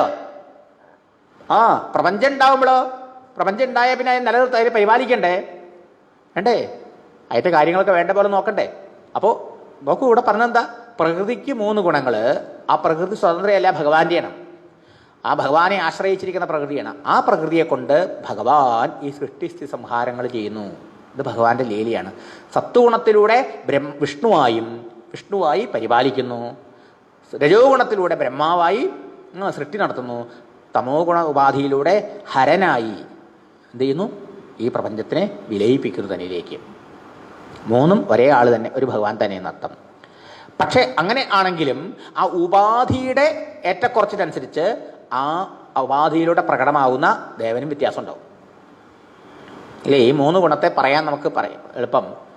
ഒരു റാന്തൽ വിളക്കിനൊരു ചില്ല്, കറുത്ത് കരി പിടിച്ച ചില്ലാട്ടെ ചേട്ടെ, വെളിച്ചം വെളി വരുമോ? ഇല്ല. ചോപ്പ് പെയിൻ്റ് അടിച്ച് ഒരു ചില്ലാട്ടെ വെച്ചോളൂ, കുറച്ച് മങ്ങിയിട്ട് വരും അല്ലേ? എന്നാൽ കറുപ്പും ചുവപ്പും നല്ല ഒരു വെളുത്ത ചില്ലാട്ടെങ്കിലോ നല്ലോണം പ്രകാശം വെളി വരും. ശരിയല്ലേ? ഇതുമാതിരിയാണ് സത്വഗുണം. അതുകൊണ്ട് ശ്രേയാംസി തത്ര ഖലു സത്വതനോ നൃണാംസ്യുഹു. അപ്പോൾ ഒരേ ഒരു പരമാത്മ ഭഗവാൻ തന്നെ പ്രകൃതിയുടെ സത്വരജസ്തമോ ഗുണങ്ങളോട് ചേർന്ന് ഈ പ്രപഞ്ചത്തിൻ്റെ സൃഷ്ടി, സ്ഥിതി, ലയം എന്ന 3 കാര്യങ്ങൾ ചെയ്യാൻ വേണ്ടിയിട്ട്, നിർവഹിക്കാൻ വേണ്ടിയിട്ട് ബ്രഹ്മവിഷ്ണു മഹേശ്വര രൂപേണ പ്രകടമാകുന്നു. അതിൽ സത്വഗുണത്തിലൂടെ പ്രകടമായിത്തീരുന്ന വിഷ്ണു ഭഗവാനെയാണ് മോക്ഷേച്ഛുക്കൾ ഭരിക്കേണ്ടത്. ശ്രേയാംസി, അതിൽ ശ്രേയസ്കരമായിട്ടുള്ള ശ്രേയസിനെ തരുന്നത് സത്വതനോ നൃണാംസ്യു, ഭഗവാന്റെ സാത്വിക മൂർത്തിയാണ്. അതാണ് വാസുദേവൻ, വിഷ്ണു, ഹരി എന്നൊക്കെ പറയുന്നത്. അല്ല, ഇതൊരു പക്ഷഭേദമില്ല എന്നർത്ഥം. മനസ്സിലായോ? എല്ലാവരും ഒരേ ഈശ്വരൻ തന്നെയാണ്. പക്ഷേ നമ്മുടെ ഉപാസനാമൂർത്തിയുടെ സ്വഭാവം അനുസരിച്ച് നമ്മുടെ സ്വഭാവം മാറും. അപ്പോൾ ആരെ ഭരിക്കേണ്ടത്? മോക്ഷേച്ഛുക്കൾ. മോക്ഷം ആഗ്രഹിക്കുന്ന ആൾക്കാർ ഭഗവാന്റെ സത്വഗുണമൂർത്തികളെയാണ് ഭരിക്കേണ്ടത്. അതാണ് ഇവിടുത്തെ പോയിന്റ്. സത്വഗുണത്തിലൂടെ അവതരിച്ച ഭഗവാൻ വിഷ്ണുവാണെന്നർത്ഥം. എന്നിട്ട് ഈ പറയണു, പാർത്ഥിവാൽ ദാരുണോ ധൂമഃ തസ്മാത് അഗ്നിത്രയീമയ തമസസ്തു രജസ്തസ്മാൽ സത്വം യത് ബ്രഹ്മദർശനം. ഇപ്പം സത്വഗുണം, തമോ ഗുണം, രജോ ഗുണം എന്നുള്ളത് നമ്മുടെ ഓരോരുത്തരുടെ ഉള്ളിലുണ്ട്. കാരണം പ്രകൃതിയിലൂടെയാണ് ഈ സൃഷ്ടി നടക്കുന്നത്. എല്ലാവരിലും ഉണ്ട് ഈ 3 ഗുണങ്ങൾ. ത്രിഗുണാത്മികയാണ് പ്രപഞ്ചം. അപ്പോൾ നമ്മുടെ ഓരോരുത്തരുടെയും ഉള്ളിൽ സത്വഗുണമുണ്ട്, രജോഗുണമുണ്ട്, തമോ ഗുണമുണ്ട്. ഇതിൽ സത്വഗുണവും രജോഗുണവും നീങ്ങി രജോഗുണവും തമോ ഗുണവും നീങ്ങി സത്വഗുണം അഭിവൃദ്ധി പ്രാപിക്കണം. ആ സത്വഗുണ പ്രധാനമായ മനസ്സാണ് ഭഗവത് ചിന്തനത്തിനും ധ്യാനത്തിനും യോഗ്യമായ മനസ്സ്. അതിലൂടെയാണ് സാക്ഷാത്കാരം സാധിക്കുന്നത്. മനസ്സിലായില്ലേ? അപ്പം നമ്മുടെ മനസ്സിലെ തമോ ഗുണവും രജോ ഗുണവും നീങ്ങണ്ടേ? അതിന് സത്വഗുണം വളരണ്ടേ? സത്വഗുണം വളരണമെങ്കിൽ നമ്മൾ ആരെ ഭജിക്കണം? സത്വഗുണ പ്രധാനനായ മൂർത്തിയെ ഭജിക്കണം. അതാണ് വാസുദേവൻ, വിഷ്ണു, ഹരി. ഈശ്വരനേകനാണെങ്കിലും പ്രകൃതിയുടെ സത്വരസ്തമോ ഗുണങ്ങളെ അവലംബിച്ചിട്ട് ഈ ലോകത്തിൻ്റെ സൃഷ്ടി, പരിപാലനം, സംഹാരം എന്ന കാര്യങ്ങൾ നിർവഹിക്കാൻ വേണ്ടി ബ്രഹ്മാവ്, വിഷ്ണു, ശിവൻ എന്ന 3 പേരുള്ള മൂർത്തികളെ ധരിക്കുന്നു. ഇവയിൽ സത്വമൂർത്തിയായ വാസുദേവനെ, വിഷ്ണുവിനെ, ഹരിയെ ഭജിക്കുന്നവർക്ക് മോക്ഷസിദ്ധി എളുപ്പം. മനസ്സിലായോ? മാത്രമല്ല നാശരഹിതമായ ശ്രേയസ്, പരമശ്രേയസ് അതാണ്. ആ ഭഗവത് പ്രാപ്തി, സാക്ഷാത്കാരം, മുക്തി വിഷ്ണുവിന് കൊടുക്കുള്ളൂ. അതുകൊണ്ട് ഹരിയെ ഭജിക്കണം എന്ന് പറഞ്ഞു. എന്തുകൊണ്ട്? തമോ ഗുണത്തിൽ നമുക്കൊരിക്കലും എനിക്ക് ആധ്യാത്മകാര്യത്തിലൊന്നും താല്പര്യം ഉണ്ടാവില്ല. നമ്മൾ മനസ്സിൽ തമോ ഗുണം ജാസ്തിയാണെങ്കിൽ നമുക്ക് ഒന്നിനും ഉണ്ടാവില്ല ഒരു ശുഷ്കാന്തി, ഉത്സാഹം, ഉണർവ്. മനസ്സിലായോ? രജോ ഗുണമാണെങ്കിലോ, രജോ ഗുണമാണെങ്കിൽ ഭേദ കർമ്മത്തിൽ ശ്രദ്ധയുണ്ടാവും. രജോ ഗുണമാണെങ്കിൽ ആഗ്രഹങ്ങളുണ്ടാവും. അപ്പോൾ അതിന് വേണ്ടിയിട്ട് ഓടിച്ചാടി പണിയെടുക്കും. അപ്പം രജസ് തമസിനേക്കാൾ മെച്ച. അതിനേക്കാളും ശ്രേഷ്ഠമാണ് തത്വഗുണം. നേരത്തെ പറഞ്ഞ തമോ ഗുണം കറുത്ത ചില്ലിട്ട വിളക്ക് മാതിരിയാണ്. ഒരു രക്ഷയില്ല, ഒരു തുള്ളി വെളിച്ചം വെളി വരില്ല. ഓ, ചോന്ന ചില്ലിട്ട ആ വിളക്ക് മാതിരിയാണ്, റാന്തൽ വിളക്ക് മാതിരിയാണ് രജോ ഗുണം. വെളുത്ത ചില്ലിട്ട ഒരു കരിയൊക്കെ തേച്ച് കഴുകി വൃത്തിയാക്കിയിട്ടുള്ള ചില്ലിട്ട വിളക്കിൻ്റെ അവസ്ഥ പോലെയാണ് സത്വഗുണം. അപ്പം സത്വഗുണത്തിലാണ് നമുക്ക് ഓരോരുത്തർക്കും ആത്മാനുഭവം ഉണ്ടാവുക, ഈശ്വര സാക്ഷാത്കാരം ഉണ്ടാവുക എന്നർത്ഥം. അപ്പം സത്വഗുണം വെളുത്ത ചില്ല് ആ വസ്തുക്കളെ നല്ലോണം കാണിച്ചു തരില്ലേ, ആ റാന്തൽ കൊണ്ടുപോയാൽ. ഈ മാതിരി സത്വഗുണം നമ്മുടെ ഉള്ളിലിരിക്കുന്ന ഈശ്വരനെ നമുക്ക് കാണിച്ചു തരും എന്നർത്ഥം. അതാണ്. അതുകൊണ്ട് ഭഗവാനെ ഭജിക്കുന്നവർക്ക്, വിഷ്ണുവിനെ ഭജിക്കുന്നവർക്കാണ്, വാസുദേവനെ ഭജിക്കുന്നവർക്കാണ് ഈശ്വര സാക്ഷാത്കാരം വേഗം ഉണ്ടാവുക എന്നർത്ഥം. ഭേജിരേ മുനയോധാഗ്രേ ഭഗവന്ത മതോക്ഷജം സത്വം വിശുദ്ധം ക്ഷേമായ കൽപ്പന്തേ ഏനുതാനിഹാം. അതുകൊണ്ട് എന്ത് ചെയ്തു? മഹർഷിമാര് സത്വഗുണം വളരാനായിട്ട് പണ്ടുകാലം മുതൽക്ക് തന്നെ സത്വഗുണപ്രധാനനായ ഭഗവാനെ ഭജിച്ചുകൊണ്ടിരിക്കണു. അപ്പോൾ എന്തുകൊണ്ട് ഹരിഭജനം ചെയ്യണം, എന്തുകൊണ്ട് വിഷ്ണു ഭജനം ചെയ്യണം, എന്തുകൊണ്ട് വാസുദേവ ഭജനം ചെയ്യണം എന്നതിന് കാരണം പറഞ്ഞു. ആദ്യകാലം മുതൽ ഋഷിമുനികൾ മനസ്സിലാക്കിയിട്ട് മനസ്സ് രജസ്സും തമസ്സും നീക്കി സത്വഗുണം വളർന്ന് മുക്തി കിട്ടാൻ മോഹിച്ചുകൊണ്ട് ആ സത്വഗുണ പ്രധാനനായ ഭഗവാനെ ഭജിച്ചുകൊണ്ടിരിക്കണം. അങ്ങനെയുള്ള ആ ഭഗവാനെ ഏനുദാനിഹ, ആരാണോ ആ സജ്ജനങ്ങളുടെ മാർഗത്തെ അനുസരിച്ച് ആ സത്വികമൂർത്തിയായ ഭഗവാനെ ഭജിക്കുന്നത് അവർക്കും ക്ഷേമമുണ്ടാവും, അവർക്ക് എളുപ്പം മോക്ഷം സംഭവിക്കും, പൂർവ്വസൂരികളുടെ വഴിയിൽ പോയാൽ. അതുകൊണ്ട് മുമുക്ഷവോ ഘോരരൂപാൻ ഹിത്വ ഭൂതപദീനഥ നാരായണ കലാ ശാന്ത ഭജന്തി ഹ്യനസൂയവഃ. അവ ചോദിക്കും, വേറെയും പലരെയും ഭജിക്കണ്ടല്ലോ, മറ്റു പല ദേവന്മാരെയും ലോകത്തിൽ ഭജിക്കണ കാണണ്ടല്ലോ. ബ്രഹ്മാവിനെ ഭജിക്കുന്നുണ്ട്, അതുപോലെ മറ്റു ദേവതകളെ ഭജിക്കുന്നുണ്ട്. ആ ദേവന്മാരെയോ അവരെ ഭജിക്കണവരെയോ മോശക്കാരായി പറയോ നിന്ദിക്കുകയോ അല്ല ചെയ്യണത്. ഇവിടെ ലക്ഷ്യം മോക്ഷമാണ്. മനസ്സിലായോ? അതിന് മനസ്സ് സത്വഗുണം പ്രധാനമാവണം. അതിന് സാത്വികമൂർത്തിയെ ഭജിക്കണതേ പറഞ്ഞോളൂ. മറ്റുള്ളവരെ ഭജിക്കേണ്ടെന്നോ ഭജിക്കണവർ മോശക്കാരാണെന്നോ ആർക്കും അഭിപ്രായമില്ല. മനസ്സിലായോ? പക്ഷേ ആരാണ് അവരെയൊക്കെ ഭജിക്കുക? ആരാണ് സാത്വിക ഗുണത്തിന് വേണ്ടി സത്വമൂർത്തിയെ ഭജിക്കേണ്ടത്? മുമുക്ഷവഃ. മുമുക്ഷു എന്ന് വെച്ചാൽ മോക്ഷം വേണമെന്ന് ആഗ്രഹിക്കുന്ന ആൾക്കാർ, മോക്ഷപ്രാപ്തി ആഗ്രഹിക്കുന്ന ആൾക്കാർ ആരെ ഭജിക്കണം? ഭൂതപ്രേത പിശാചാദികളെ ഭജിക്കരുത്.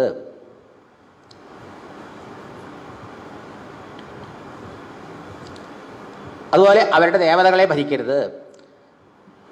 ഘോരമായ രൂപങ്ങളാണ് അവരൊക്കെ. അവരുടെ നാഥന്മാരെ ബ്രഹ്മാദി ദേവതകളൊക്കെ അവരൊന്നും ഭജിക്കാതെ നാരായണ കലാ ശാന്ത, ശാന്തമൂർത്തിയായ സത്വഗുണത്തിൻ്റെ സ്വഭാവമാണ് ശാന്തത. ആ നാരായണൻ്റെ ആ അവതാരങ്ങളെ, സാക്ഷാൽ വിഷ്ണുവിനെ അല്ലെങ്കിൽ വിഷ്ണുവിൻ്റെ അവതാരങ്ങളെ, അതിനേതെങ്കിലുമാണ് ഭജിക്കേണ്ടതെന്നർത്ഥം.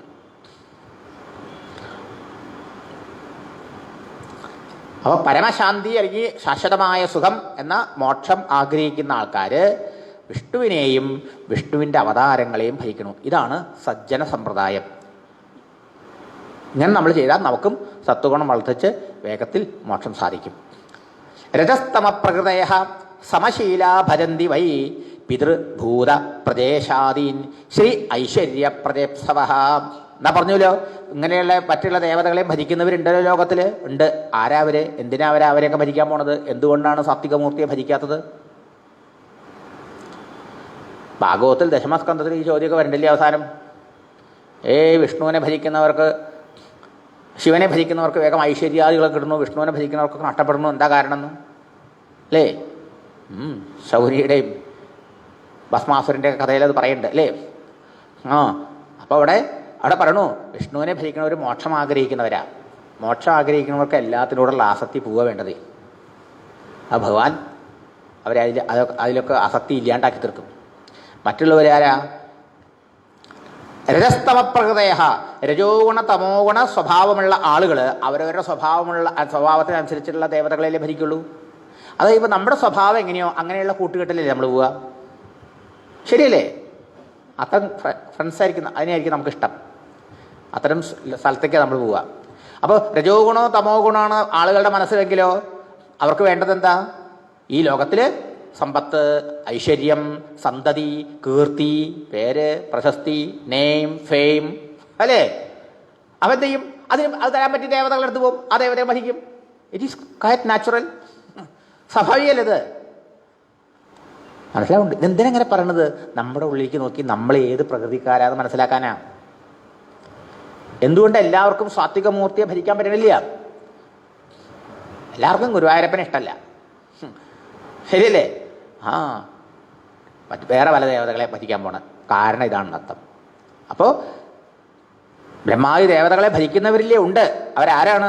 അവരുടെ ഉള്ളിൽ രജോ ഗുണവും തമോ ഗുണവും വർദ്ധിച്ചിരിക്കുന്ന സ്വഭാവമുള്ളവരാണ്. അവർ രജസ്തമോ ഗുണമൂർത്തികളായ പിതൃക്കള്, ഭൂതങ്ങള്, ബ്രഹ്മാവും അതുപോലെയുള്ള ദേവതകളെയൊക്കെ ഇത്തരം കാര്യങ്ങൾ ഉദ്ദേശിച്ചുകൊണ്ട് ഭജിക്കുന്നു. എന്നാൽ വേദത്തിൻ്റെ പരമമായ താല്പര്യം ഇതാണോ? അല്ല. വേദങ്ങൾ എന്തിനു വേണ്ടിയിട്ടാണ് നിലകൊള്ളുന്നത്? വേദത്തിൽ എന്താ പറഞ്ഞേക്കണത്? വേദത്തിലെല്ലാം പറഞ്ഞേക്കണത് എന്തിനു വേണ്ടിയിട്ടാണ്? വാസുദേവ പരാ വേദ, വാസുദേവ പരാ മഖാഃ, വാസുദേവ പരാ യോഗ, വാസുദേവ പരാ ക്രിയാഃ, വാസുദേവ പരം ജ്ഞാനം, വാസുദേവ പരം തപഃ, വാസുദേവ പരോ ധർമ്മോ, വാസുദേവ പരാഗതി. പറയണു, ഈ വേദങ്ങളിൽ എന്തിനാ പറഞ്ഞേക്കണത്? വേദത്തിൽ പ്രതിപാദിച്ചിരിക്കുന്നത് ഈ പരമാത്മ ഭഗവാനെയാണ്, വാസുദേവനെയാണ്. ആരാണ് വാസുദേവൻ? വാസു പ്ലസ് ദേവനാണ് വാസുദേവൻ അല്ലേ? വാസനാത് വാസുദേവസ്യ വാസിതം ഭുവനത്രയം സർവഭൂത നിവാസോസി വാസുദേവ നമോസ്തുതേ. ഈ ശ്ലോകം ലളിത ഈ വിഷ്ണു സഹസ്രനാമം കഴിയുമ്പോൾ വരുമല്ലോ അല്ലേ? എല്ലാത്തിലും വസിക്കുന്നവൻ വാസു, എല്ലാത്തിലും ഉണ്ട്. എന്നിലും നിങ്ങളിലും ഒക്കെ ഇരിക്കുന്നു, ചരാചരങ്ങളിൽ മുഴുവൻ നിറഞ്ഞിരിക്കുന്നു പരമാത്മ ഭഗവാൻ. ആ പരമാത്മ സാന്നിധ്യമുള്ളതുകൊണ്ട് നമ്മളൊക്കെ ജീവനോട് ഇരിക്കുന്നത്. അതെ. ഇനി സർവചരാചരങ്ങളിലും അവൻ വസിക്കുന്നുണ്ട്, സർവചരാചരങ്ങളും അവനിലാണ് വസിക്കുന്നത്. എല്ലാത്തിനും ഉണ്മ കൊടുക്കുന്നത് ആരാ? ഭഗവാനല്ലേ. അപ്പം എല്ലാം ഉണ്മ സ്വരൂപയായ ഭഗവാനല്ലേ, സത്ത സ്വരൂപയായ ഭഗവാനല്ലേ? അതെ. ഭഗവാനെ ജഗന്നിവാസം എന്ന് പറയും. ജഗത്തിൽ വസിക്കുന്നവെന്നും ജഗത്ത് വസിക്കുന്നവെന്നും. എവനിൽ ജഗത്ത് വസിക്കുന്നുവോ അവൻ ജഗന്നിവാസനാണ്. ഭഗവാനിലാണ് ജഗത്തിരിക്കുന്നത്. ആ ജഗത്തിൽ ഓരോന്നിൻ്റെ ഉള്ളിലും ഭഗവാനും വസിക്കുന്നുണ്ട്. ഓരോന്നിൻ്റെ ഉള്ളിൽ വസിക്കുമ്പോൾ എങ്ങനെയാ? ബോധരൂപേണ, ചൈതന്യ രൂപേണ. അപ്പോൾ ദേവനായി. ദേവൻ എന്ന് പറഞ്ഞ വാക്കിനർത്ഥം, ദേവൻ എന്നതിൽ പല അർത്ഥമുണ്ട്. ദിവക്രീഡായാം, ലീലകൾ ചെയ്യുന്ന ആൾ. ഇങ്ങനെ അനേക രൂപങ്ങളെടുത്ത് അവതാര ലീലകളാടുന്ന ഭഗവാനും. മറ്റൊന്നെന്താ? ദിവ ടു ഷൈൻ, ടു ഇലൂമിൻ എന്നർത്ഥം. ദിവ എന്നുള്ളതിന് പ്രകാശസ്വരൂപൻ എന്നർത്ഥം. നമ്മുടെ ഓരോരുത്തരുടെയും ഹൃദയത്തിൽ ഇരുന്നു കൊണ്ട് നമ്മുടെ എല്ലാ ചിന്തകളെയും പ്രകാശിപ്പിക്കുന്നു. നമ്മുടെ കണ്ണിലൂടെ രൂപങ്ങളെയും, മൂക്കിലൂടെ മണങ്ങളെയും, നാവിലൂടെ സ്വാദുകളെയും, കാതിലൂടെ ശബ്ദങ്ങളെയും ഒക്കെ പ്രകാശിപ്പിച്ചു തരാൻ ആരാ? നമ്മുടെ ഉള്ളിൽ ബോധസ്വരൂപിയായി വിളങ്ങുന്ന പരമാത്മ ഭഗവാൻ. അതാ. അപ്പോൾ വാസുദേവനെയാണ് ഈ വേദങ്ങളൊക്കെ പ്രതിപാദിക്കുന്ന നൃത്തം. അതുപോലെ യാഗങ്ങൾ, യാഗങ്ങൾ, മഖം എന്ന് പറഞ്ഞാൽ യാഗം, യാഗയജ്ഞങ്ങൾ. യോഗങ്ങൾ എന്ന് പറഞ്ഞാലോ പലതരത്തിലുള്ള സാധനാനുഷ്ഠാനങ്ങൾ, കർമ്മങ്ങളൊക്കെ എങ്ങനെ ചെയ്യുന്ന പറഞ്ഞത്? ഭഗവത് അർപ്പണമായി ചെയ്യണം, എന്നാലേ മനസ്സ് തത്വം വളരുള്ളൂ അല്ലേ? യോഗങ്ങളുടെയും യജ്ഞങ്ങളുടെയൊക്കെ ലക്ഷ്യം എന്താ? ഭഗവത് പ്രീതി. യജ്ഞോ യജ്ഞപതിർ യജ്വാ യജ്ഞാംഗോ യജ്ഞവാഹന എന്ന് വിഷ്ണു സഹസ്രനാമത്തിൽ യജ്ഞപദം അനേക പ്രാവശ്യം വന്നിട്ടുണ്ടോ ഇല്ലയോ? അതെ, യാഗവും യജ്ഞമൊക്കെ ആ സർവേശ്വരനെ സന്തോഷിപ്പിക്കാൻ വേണ്ടി ആ ഈശ്വരനെ ആണ് കർമ്മഫലദാതാവ്, ആ ഭഗവാനെ ലക്ഷ്യമാക്കിക്കൊണ്ടാണ് അർത്ഥം. അതുമാതിരി വാസുദേവപരം ജ്ഞാനം വാസുദേവനെ സാക്ഷാത്കരിക്കാൻ വേണ്ടിയിട്ടാണ് വേദത്തിൽ പറഞ്ഞിരിക്കുന്ന അറിവ്. വാസുദേവരൻ തപസ്സുകളൊക്കെ ആ ഭഗവാനെ സാക്ഷാത്കരിക്കാൻ വേണ്ടിയിട്ടാണ്. ധർമാചരിക്കണതോ ധർമാചരണം ചെയ്യണമെന്ന് വെച്ചാൽ ഭഗവത് പ്രാപ്തിയെ ലക്ഷ്യമാക്കിക്കൊണ്ടല്ലേ. വാസുദേവ പരാഗതി, നമ്മുടെ പരമമായ ഗതി ലക്ഷ്യം എന്താണ്? വാസുദേവനാണ്. അപ്പോൾ വാസുദേവ പ്രാപ്തി, ഈശ്വരപ്രാപ്തി, പരമാത്മ സാക്ഷാത്കാരം ലക്ഷ്യം വെച്ചുകൊണ്ടാണ് വേദങ്ങളും യാഗങ്ങളും യോഗങ്ങളും കർമ്മങ്ങളും ജ്ഞാനവും തപസ്സും ധർമ്മവും എല്ലാം നിലകൊള്ളുന്നതെന്നർത്ഥം. ഭഗവാൻ ഗീതയിൽ പറയും വാസുദേവ സർവമിതി, സർവവും വാസുദേവനാണ്, ഞാനാണെന്ന സാക്ഷാത്കാരമാണ് മോക്ഷത്തിന് വേണ്ടത്. അതാണ് ലക്ഷ്യം. നമുക്ക് ഇതേ ആശയം ഇന്നത്തെ സ്കന്ധത്തിൽ പറയും. നാരായണ പരാവേദ നാരായണ പരാമഖ. ഇവിടെ വാസുദേവൻ എന്നുള്ള മാറ്റിയിട്ട് ആ സ്ഥലത്ത് നാരായണം എന്ന് വെച്ചു, ബാക്കിയെല്ലാം സെയിമാണ്. എന്താർത്ഥം? നാരായണൻ, വാസുദേവൻ, പരമാത്മാ എന്നൊക്കെ പറഞ്ഞത് ഒരു ഭഗവാനെയാണെന്ന് സൂചിപ്പിക്കാം. ഇനി പറയണു അതിനുശേഷം സയേവ, ആ ഭഗവാൻ തന്നെ സയേവ ഇതം സഹർജ അഗ്രേ ഭഗവാൻ ആത്മമായ സദസദ്രൂപയാജാസൗ ഗുണമയ്യ അഗുണോ വിഭുഹു. എന്ത്? ഈ ഭഗവാൻ തന്നെ സർവവ്യാപിയും നിർഗുണനുമായ ആ ഭഗവാൻ തന്നെ മായ കൊണ്ട് ഈ പ്രപഞ്ചത്തെ സൃഷ്ടിച്ചു.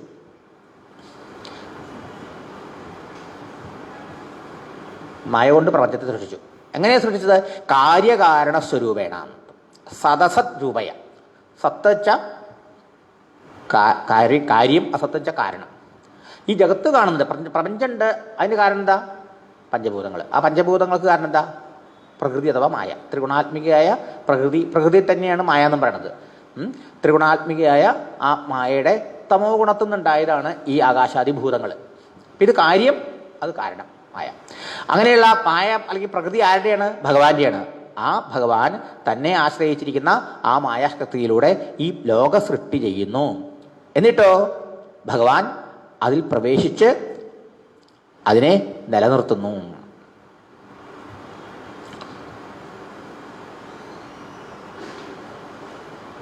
അപ്പോൾ ലോകത്തെ മായ കൊണ്ട് സൃഷ്ടിച്ചത് ഭഗവാൻ, സൃഷ്ടിച്ച ആ ജീവജാലങ്ങളിലൊക്കെ ജീവരൂപേണ പ്രവേശിച്ചിരിക്കുന്നത് ഭഗവാൻ.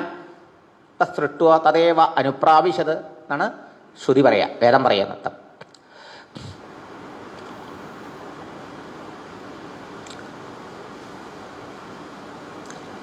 തയാ വിലസുതേഷു ഏഷു ഗുണേഷു ഗുണവാനിവ അന്തഃപ്രവിഷ്ട ആഭാതി വിജ്ഞാനേന വിജൃംഭിത. എന്നിട്ടോ ശരീരങ്ങളുടെ ഉച്ചനീചത്വങ്ങൾക്കനുസരിച്ച് വ്യവഹാരത്തിൽ ഉച്ചനീച രൂപത്തിൽ വ്യവഹരിക്കപ്പെടുന്നത് ആ ഭഗവാൻ തന്നെയാണ്. മനസ്സിലായില്ല? ഭഗവാൻ തന്നെ തൻ്റെ ഗുണാത്മികമായ മായശക്തി കൊണ്ട് ഈ പ്രപഞ്ച സൃഷ്ടി നടത്തുന്നു. ആ പ്രപഞ്ചത്തെ സൃഷ്ടിച്ചതിന് ശേഷം ആ ജീവജാലങ്ങളിലൊക്കെ ആ ശരീരങ്ങളിലൊക്കെ ഭഗവാൻ തന്നെ കടന്നിരിക്കുന്നു, പ്രവേശിച്ചിരിക്കുന്നു ജീവനായിട്ട്. അപ്പോൾ ഓരോ ജീവനും ആരാ? ഈ ഭഗവാൻ തന്നെ. അതെങ്ങനെയത്? ഉദാഹരണം പറയാം. ഒരു വിറക് ഒരഗ്നി അനേക വിറകുകളിലൂടെ പ്രകടമായിട്ട് ചെറുതായും വലുതായും പലതായും കാണപ്പെടുന്നില്ലേ? ഇതുപോലെ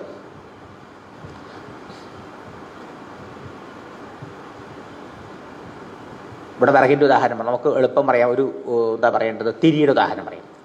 ഒരു വിളക്കിൽ ചെറിയൊരു തിരിയിട്ടാൽ അഗ്നി ആ തിരിയിലൂടെ ചെറുതായിട്ട് പ്രകടമായി. വലിയ കഥകളി വിളക്കിലെ തിരിയിട്ടാലോ വലിയ അഗ്നി.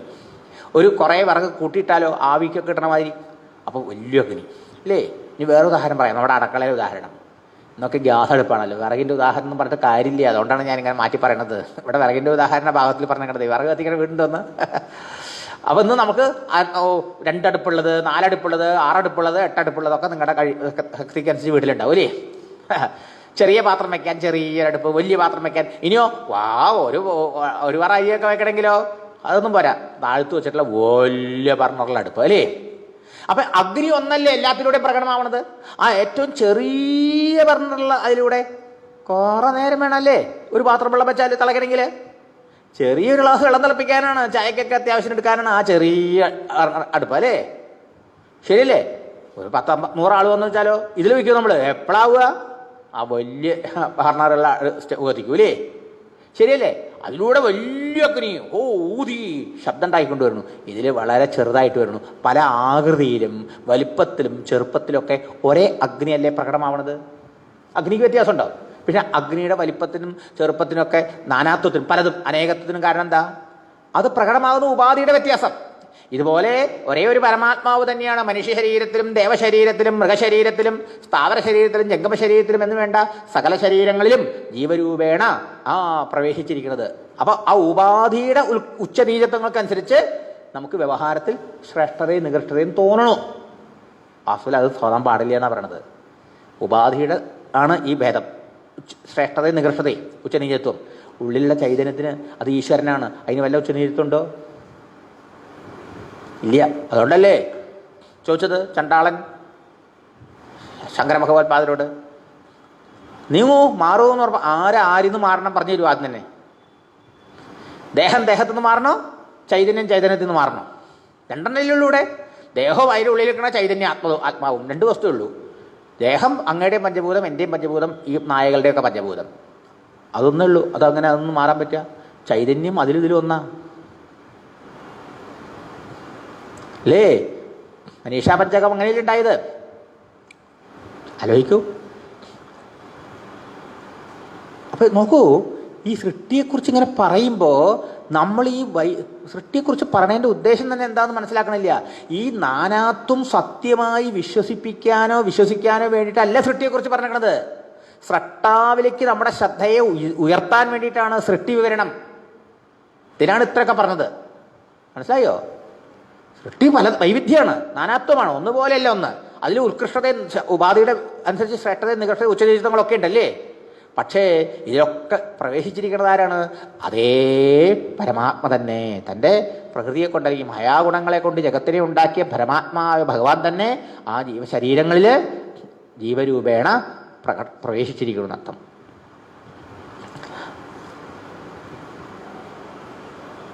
തയാ വിലസിതേഷു ഗുണേഷു ഗുണവാനിവ അന്തഃപ്രവിഷ്ടാഭാതി വിജ്ഞാനേന വിജൃംഭിത. ഭഗവാൻ അതിലൊക്കെ പ്രവേശിച്ച് അതാത് ജീവനായിരുന്നുകൊണ്ട് ഈ കണ്ണിലൂടെയും കണ്ണ് മൂക്ക് മുതലായ ജ്ഞാനേന്ദ്രിയങ്ങളെ കൊണ്ടും കയ്യ് കാല് മുതലായ കർമ്മേന്ദ്രിയങ്ങളെ കൊണ്ടും മനസ്സ് ഇത്യാദികളെ കൊണ്ടും ഈ ലോകത്തിൽ കാണുക കേൾക്കുക മുതലായ എല്ലാ വ്യവഹാരങ്ങളും ചെയ്യുന്നു. ഈ വിഷയങ്ങൾ കാണുന്നതും കേൾക്കുന്നതും അനുഭവിക്കുന്നതും ഒക്കെ ആരാണ്? ഈശ്വരൻ തന്നെയാണ്. ജീവരൂപേണ എല്ലാം അനുഭവിക്കുന്ന ആരാ? ഭഗവാൻ തന്നെയാണ്. അത് നമ്മളത് അറിയണില്ല. അപ്പൊ ചോദിക്കും, അങ്ങനെയാണെങ്കിൽ ഭഗവാൻ എപ്പോ ഇതിൽ ബന്ധനം വരില്ലേ? ഇല്ല. എന്താ കാരണം? വിജ്ഞാനേജ വിജൃംഭിത. ഭഗവാൻ ജ്ഞാനസ്വരൂപനാണ്. ഒരു മായാവി തൻ്റെ ഒരു എന്താ പറയാ, ഈ മജീഷ്യൻ തൻ്റെ ആ മാജിക് ശക്തി കൊണ്ട് പലതും കാണിച്ച് നമ്മളെ ചിരിപ്പിക്കും, കരയിപ്പിക്കും, ഭ്രമിപ്പിക്കും. അയാളുടെ ആ വിദ്യ, കങ്കട്ട് വിദ്യ അയാളെ ഭ്രമിപ്പിക്കോ, മോഹിപ്പിക്കോ? ഇതുമാതിരിയാണ് ഭഗവാൻ തൻ്റെ ശക്തി കൊണ്ട് ലോകത്തെ സൃഷ്ടിക്കുന്നതും അതിൽ പ്രവേശിച്ച് ജീവരൂപേണ കടന്നിരുന്ന് ഈ ഇന്ദ്രിയങ്ങളിലൂടെ ഈ ലോകത്തെ കാണും കേൾക്കും അനുഭവിക്കും സകലതും ചെയ്തുകൊണ്ടിരിക്കണം എന്നർത്ഥം. സ്വനിർമ്മിതേഷു നിർവിഷ്ട ഭുങ്ക്തേ ഭൂതേഷു താൻ ഗുണാൻ. എല്ലാ ശരീരങ്ങളിലും പ്രവേശിച്ച് ആ പ്രഭു ഇന്ദ്രിയങ്ങളിലൂടെ ശബ്ദാദി വിഷയങ്ങളെ അനുഭവിക്കുന്നതും പ്രഭു തന്നെ, പരമാത്മ തന്നെ. ഭാവയത്വേഷ സത്വേന ലോകാൻ വൈ ലോകഭാവന ലീല ആവതാര അനുരതോ ദേവധിര്യം നരാദിഷു. ഈ ലോകത്തെ അഭിവൃദ്ധിപ്പെടുത്തുന്ന അതേ ഭഗവാൻ തന്നെ, സൃഷ്ടിയിലൂടെ അഭിവൃദ്ധിപ്പെടുത്തുന്ന ഭഗവാൻ തന്നെ, ഏകനായ ഭഗവാൻ, പലതാവലാണല്ലോ സൃഷ്ടി അഭിവൃദ്ധിപ്പെടുത്തല്. ആ ഭഗവാൻ തന്നെ മനുഷ്യര്, ദേവന്മാര്, മൃഗങ്ങള്, ഇങ്ങനെയുള്ള ശരീരങ്ങളെ സൃഷ്ടിച്ച് സത്വഗുണം കൊണ്ട് ഇവയൊക്കെ പരിപാലിച്ചു കൊണ്ടിരിക്കണം. ഇവിടെയാണ് 2ാമത്തെ അധ്യായം അവസാനിക്കുന്നത്.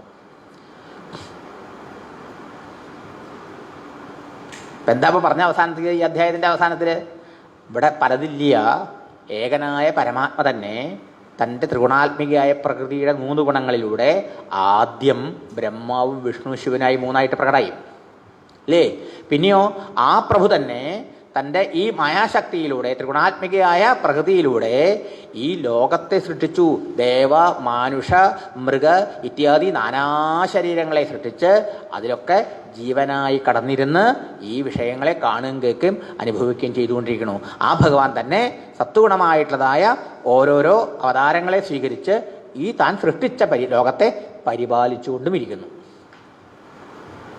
ഇപ്പോൾ ഇവിടെ ഈ ഭഗവാനെ മാറ്റി നിർത്തി എവിടെ ജ്ഞാനം നിങ്ങളെന്ന് ഇതുവരെ പറഞ്ഞതിൻ്റെ താല്പര്യം എന്താ? എവിടെ നമ്മൾ വരണേ? ഞാൻ എവിടെ കടന്നു വരുന്നപ്പോ? ഇവിടെ എവിടെയെങ്കിലും നമുക്ക് ഒരു സ്കോപ്പ് ഉണ്ടോ? ഈ അഹങ്കാരത്തിന് ഉണ്ടോ? ജീവരൂപേണ ഇരിക്കണം ഭഗവാനാന്ന് പറഞ്ഞു. അപ്പൊ ഇവിടെ പിന്നെ നമ്മുടെ കണ്ണ് തുറപ്പിക്കുക. വാസ്തവത്തിൽ ഇവിടോ എല്ലാം ഭഗവാനാണ്. അന്തർബഹിശ്ച ഭൂതാനാം വ്യാപ്യ നാരായണ സ്ഥിതാന്ന് നാരായണ സൂക്തം. അകത്തും ഭഗവാൻ നാരായണൻ, പുറത്തും നാരായണൻ. എന്തിനൊക്കെ ദൃശ്യതേ ശ്രൂയതേ വിവ, കാണുന്നതും കേൾക്കുന്നതും എല്ലാം ആ നാരായണനെയാണ്. പക്ഷേ അതിനെ കാണാൻ നമ്മുടെ മനസ്സിനെ പാകപ്പെടുത്തേണ്ടിയിരിക്കുന്നു. ആ ദൃഷ്ടി വികസിപ്പിക്കേണ്ടിയിരിക്കുന്ന അർത്ഥം. അത് സത്വഗുണം വളർന്നാലേ ഉണ്ടാവുള്ളൂ. സത്വഗുണം വളർന്നാലേ നമ്മുടെ ഉള്ളിലുള്ള നാരായണനെ നമുക്കറിയാൻ കഴിയുള്ളൂ. നമ്മുടെ ഉള്ളിൽ ഈ ജീവനായിട്ടിരിക്കുന്ന ആരാ? ഞാനായിട്ടിരിക്കുന്നത് വാസുല ഭഗവാനാണെന്ന് നമുക്ക് സാക്ഷാത്കരിക്കണ്ടേ? അതെ, അതിന് ഈശ്വര ഭക്തി വളർത്തണം. അതിന് സത്സംഗം ചെയ്യണം. സത്സംഗത്തിൽ കിട്ടണമെങ്കിൽ പുണ്യം ഉണ്ടാവണം. പുണ്യം ഉണ്ടാവണമെങ്കിൽ എന്ത് ചെയ്യണം? ധർമ്മം ഈശ്വര ആരാധനമായി ചെയ്യണം. ഇതൊക്കെ ഒന്നിനൊന്ന് കണക്കിടായിരിക്കണം. അങ്ങനെ ആ ഭക്തി കൊണ്ട് മനസ്സ് ശുദ്ധമായി തന്നിൽ ഭഗവാനെ അനുഭവ രൂപേണ അറിയുമ്പോൾ ഇവിടെ പ്രതിപാദിച്ച ആ ഭഗവാൻ തന്നെയാണ് തൻ്റെ ആ ശക്തി കൊണ്ട് ഈ ലോകത്തെ സൃഷ്ടിച്ച് ഈ ലോകത്തിൽ അനേകം ശരീരങ്ങളിൽ ജീവരൂപേണ പ്രകാശിച്ചുകൊണ്ട് ഈ ലോകത്തെ സംരക്ഷിച്ചു കൊണ്ടിരിക്കുന്നത് എല്ലാം ഭഗവാനാണ്. ഭഗവാനല്ലാണ്ട് ആരുമില്ല അവിടെ നോക്കാം. ഇതാണ് ഈ അധ്യായത്തിൻ്റെ അവസാനത്തിൽ പറഞ്ഞു വെച്ചത് അല്ലേ? ത്രിഗുണാത്മകമായ കൊണ്ട് സൃഷ്ടി നടത്തുന്നത് ഭഗവാൻ. സൃഷ്ടിച്ച ആ ശരീരങ്ങളിലൊക്കെ ജീവരൂപേണ ഇരിക്കുന്നതും ഭഗവാൻ. എന്നിട്ട് വിഷയങ്ങൾ അനുഭവിക്കുന്നതും ഭഗവാൻ. ഇനി സത്വമൂർത്തികളെ സ്വീകരിച്ച് ലോകത്തെ സംരക്ഷിക്കുന്നതും ഭഗവാൻ. ഭഗവാനല്ലാണ്ട് ഇവിടെ ഒന്നുമില്ല. നോക്കൂ, ഇനി ഇവിടുന്ന് അങ്ങോട്ട് പോയി കഴിഞ്ഞാൽ ഭഗവാൻ തന്നെ എല്ലാം. എന്താ ഭാഗവതത്തിന്റെ ലക്ഷ്യം? വസ്തു അദ്വിതീയം തന്നിഷ്ഠം കൈവല്യേക പ്രയോജനം അല്ലേ? വസ്തു പലതില്ല, ഒന്നേ ഉള്ളൂ. അതാണ് പരമാത്മ ഭഗവാൻ. അതിൽ ഉറപ്പ് വരലാണ് കൈവല്യമാണ്, മോക്ഷമാണ് ഫലം, പ്രയോജനം. അതിലേക്കാണ് കൊണ്ടുപോകണം എന്നർത്ഥം. ഇപ്പോൾ ഇത്തവണത്തെ ക്ലാസ് പഠനം നമുക്ക് ഇവിടെ നിർത്താം. ഇനി ജനുവരിയിൽ നമുക്കിതുമായി ഒരാഴ്ച തുടർന്ന് ഭാഗവതം പഠിക്കാം. സർവത്ര ഗോവിന്ദനാമ സങ്കീർത്തനം. ഗോവിന്ദ ഗോവിന്ദ. നമാമി നാരായണ പാദപങ്കജം. കരോമി നാരായണ പൂജനം സദാ. വദാമി നാരായണ നാമ നിർമ്മലം. സ്മരാമി നാരായണ തത്വമവ്യയം. നാരായണ നാരായണ നാരായണ നാരായണ നാരായണ നാരായണ നാരായണ നാരായണ നാരായണ നാരായണ നാരായണ നാരായണ നാരായണ നാരായണ നാരായണ നാരായണ. ഓം സ്വസ്തി പ്രജാഭ്യ പരിപാലയന്താം ന്യായേന മാർഗേണ മഹിം മഹീഷാഃ. ഗോബ്രാഹ്മണേഭ്യ ശുഭമസ്തു നിത്യം. ലോകാ സമസ്താ സുഖിനോ ഭവന്തു. കായേന വാചാ മനസേന്ദ്രിയൈർവാ ബുദ്ധ്യാത്മനാ വാ പ്രകൃതേ സ്വഭാവാത് കരോമി യദ്യൽ സകലം പരസ്മൈ നാരായണായേതി സമർപ്പയാമി. ഹരി ഓം തത്സത്.